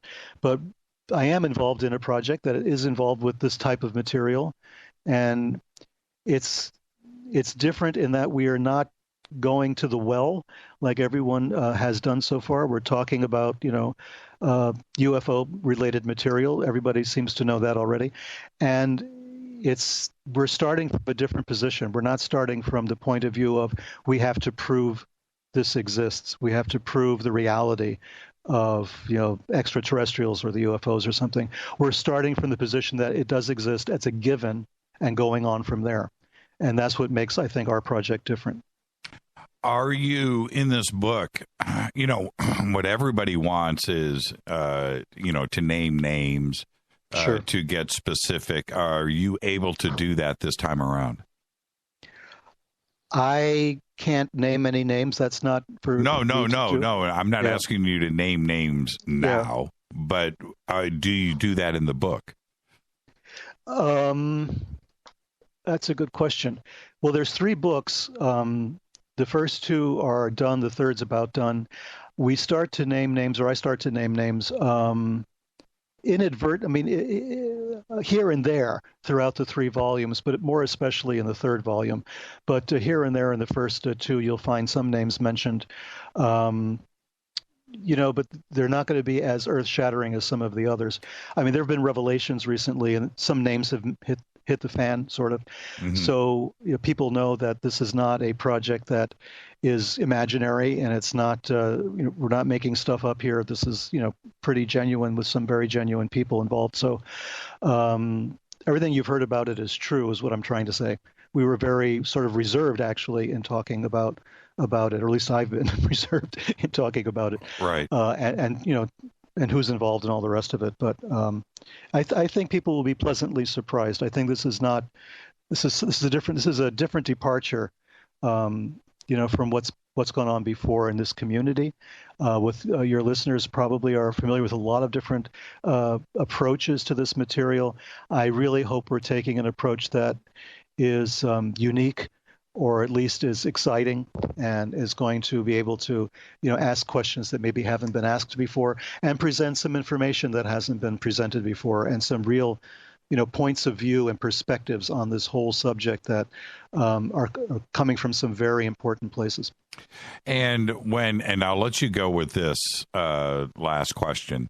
When we look at the subject of ufology and research and disclosure, there's a lot of names out there that people think of first. Who they don't think of first in all of that is you, right? Why you in this project? I think it's because of my previous work. I'm not a conspiracy theorist, as much as people try to make me into one. I don't start with a theory and work backwards. I'm really the kind of person who gathers a lot of information first. I get a lot of documents, I talk to people, and I try to build a picture of what it is that I'm learning based on that. And that's what I've done with Unholy Alliance and then all the Nazi books, Sinister Forces, and all the rest of it. I mean, I'm very sensitive to the fact that there are other things, more things on heaven and earth, right, than can be seen or measured or with our senses. I'm aware of that. But at the same time, I like to really do the footwork, to really explain things from a different perspective, to take a creative approach to things that have already been discussed, like the Kennedy assassination stuff that I've done. I don't want to be a Kennedy assassination guy, right? But I have come up with things that no one else has come up with on the assassination. We've talked about it before. Yes. Everything from the 9 to the Wandering Bishops. There's a whole world of stuff that's never been covered where the assassination is concerned. That's the kind of thing I like to do. And I think that's why I was sort of tapped for this particular project, because I would bring that kind of legitimacy to it. And also because I am a stranger to a lot of people in ufology, and I'm new to this, they're not going to make assumptions about what I'm going to say ahead of time like they would for some of the other people that are very good but very familiar. That we already know what they know, what they think, and their point of view. I think with me, you're getting maybe a different perspective. And I think that is really what this project needs, was a lot of different perspectives. Maybe pragmatic might be the right word. Yeah, could pragmatic. Be. Absolutely. Could be. I don't know. Yeah. That's a bit of a reach. I don't know. Peter. I like to think of myself as pragmatic, Jimmy. I'm not totally, I'm not totally a psycho. Right. Peter, thank you so much. What a great conversation tonight. And we're going to be talking, obviously, there's some things that are going to happen over the next month or two. We will get you back, and not to be evasive to the audience, but sometimes we just have to let things play out. And we will, and we'll get you back here in a couple of months. Until then, be safe out there, my friend. Thanks a lot, Jimmy. Thanks a lot. Thank you so much, Peter. Peter Levenda, peterlevenda.com. Thank you, Peter. Be safe. All right. Now, we put up the post for Amazon, the Lovecraft Code. You can go and pre-order now. It's at the printer. All right. Thank you so much, Peter. Peter is the absolute very best. And now, I was going to wrap up on some thoughts, but I'll do that tomorrow night. I'll wrap up my thoughts with Peter tomorrow. I've got a lot to digest with everything. But I do have to share this with you. So I'm going to lighten things up. And actually, Peter, you are still on the line, and Peter's listening. So, Peter, just listen to this and enjoy this. Harry Shearer has launched a $125 million fraud and contract breach lawsuit against Vivendi and Studio Canal over their 1984 mockumentary classic, This Is Spinal Tap. Now, my listeners, my friends, my family, you know my love and affection for that film, right? Okay, now let me move on. Christopher Guest, Michael McKean, Harry Shearer. The complaint was filed Monday in California in federal court, and it is packed with enough nuggets to instantly make this a must-watch Hollywood accounting case. Through the lawsuit, Shearer also reveals he is attempting to grab back the rights to the film and its continually popular soundtrack. There was so much going on here. Now, Shearer, who is perhaps best known for the 23 characters that he plays on The Simpsons, that he voices, he co-created the semi-fake band Spinal Tap in the 1970s with Christopher Guest and Michael McKean. The film, directed by Rob Reiner and featuring Shearer as the bassist Derek Smalls, was produced and released by Embassy Pictures. Now, after tremendous reviews and a series of transactions, rights to Spinal Tap, all of this landed in the hands of Vivendi, the French conglomerate, which once had the ambition of becoming one of the largest studios in the entertainment industry. Now, despite the film's legacy and Spinal Tap's enduring success as a commercial band, they were able to sell out arenas. Shearer's company, Century of Progress Productions, alleges that the 4 lead creatives have received just, and listen to me, $81 in merchandising, $98 in musical sales income in the past 3 decades from the franchise. I'm not making this up. According to the complaint, the original 1982 production agreement called for Shearer, McKean, Guest, and Rob Reiner to get a 40% of the net receipts. In Hollywood, though, calculating contingent profit participation often triggers disputes. And those go up to 11, my friend. And this one certainly has. This lawsuit, I hope you get the joke. The lawsuit raises 2 accounting issues in particular that figure to draw attention. For starters, Vivendi is accused of cross-collateralization, right? Bundled with TIST in their accounting. In other words, a practice sometimes known as straight lining. Vivendi is also charged with not doing an honest job in managing the flow of payments through its companies. At a time when vertically integrated companies in entertainment continue to set off problems, the complaint speaks how the soundtrack music rights are owned by Vivendi and their subsidiary, Universal Music Group, and they have an obligation to pay Vivendi and their other company, Canal. It gets complicated, and the accounting between the Vivendi companies is not at arm's length. It's anti-competitive, and it deprives the TIST creators, right, this is Spinal Tap, of a fair reward for their services. Without other accounting and proprieties that are going on right now, the alleged such as undocumented marketing expenses and improper deductions, Shearer's lawsuit references the Copyright Act's termination provision, which allow authors to cancel grants and regain their rights after 35 years. Now, what actually goes on here is this. Vivendi has offset fraudulent accounting for revenues from music copyrights against equally dubious revenue streams for film and merchandising rights, also controlled by Vivendi.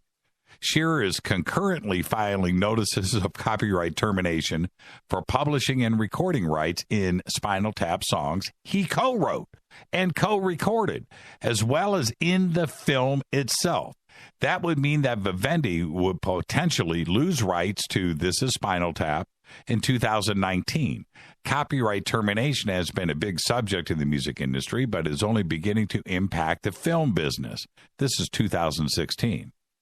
Now, I have the lawsuit. I have the full lawsuit, and I've read through it. And the lawsuit itself hardly stops there and puts blame on co-defendant Ron Halpern at Canal for management of the exploitation of Spinal Tap.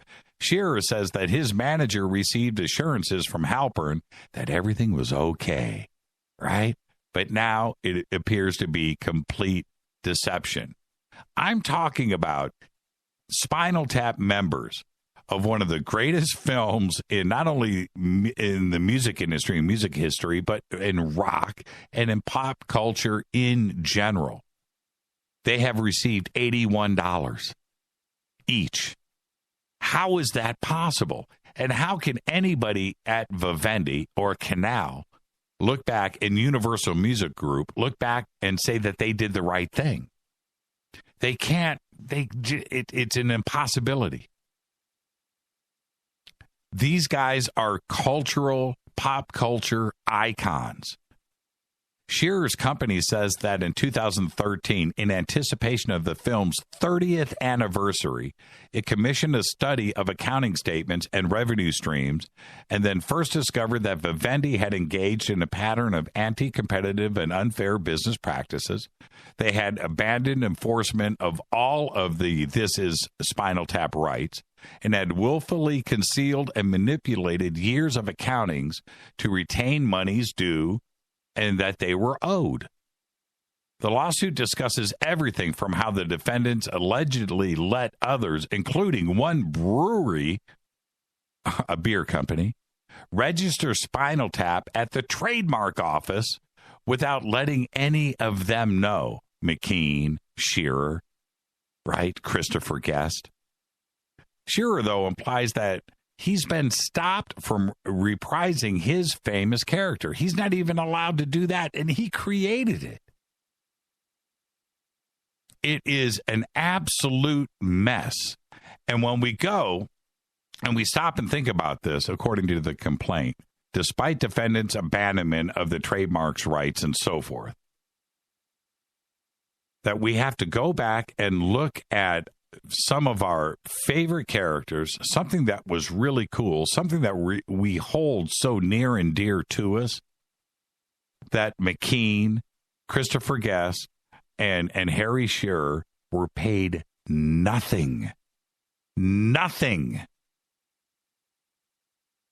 The plaintiff is represented by Peter Haviland at Ballard Spar, and demands $125 million in punitive damages and compensation. Vivendi doesn't even want to talk about it. I am completely offended, and it just goes to show you that when Spinal Tap is on stage, or you see these little videos or these clips, that these guys are bitter, and I can't blame them. Michael McKean, when you go and you look at all of those Christopher Guest films, go look at A Mighty Wind or just go look at those movies. And these guys are friends and they're buds and they've stuck this out together. But the thing that put them on the map and made all of that money, they were never paid for. $81 over 30 years? How does that make you feel? It makes you look at the entertainment industry in a whole nother set of eyes. Horrible. And this is getting ready to come unglued. And if it was me, I'm Vivendi right now, I just get out the checkbook and I write the check. I settle this now. I do. And it should be, as I look at this, $125 million each. All of them. This is Fade to Black. I'm your host, Jimmy Church. I want to thank the one and only Peter Levenda for coming in and giving you guys another show that is, you know what? You guys are all spoiled. Every single one of you. And I love it. I love it that I am able to say that. Thank you, Peter Levenda, the absolute very best. Fade to Black's executive producer is Rita Kamarian. Show is produced by Hilton J. Paul, Mark D. Kovar, LJ3, Renee, Mark Dunbar, Jonas. Thank you, Dennis. Thank you, Bob. Announcers are Steve Harder, Gene Vitoa, Mark D. Kovar, Fady by Dale. Webmaster is Drew the Geek. Music, Doug Aldrich. Intro, Spaceboy, spaceboymusic.com. Fade to Black is produced by KJCR for the Game Changer Network. Syndication is KGRA, The Planet. This broadcast is owned and copyrighted 2016 by Fade to Black and the Game Changer Network.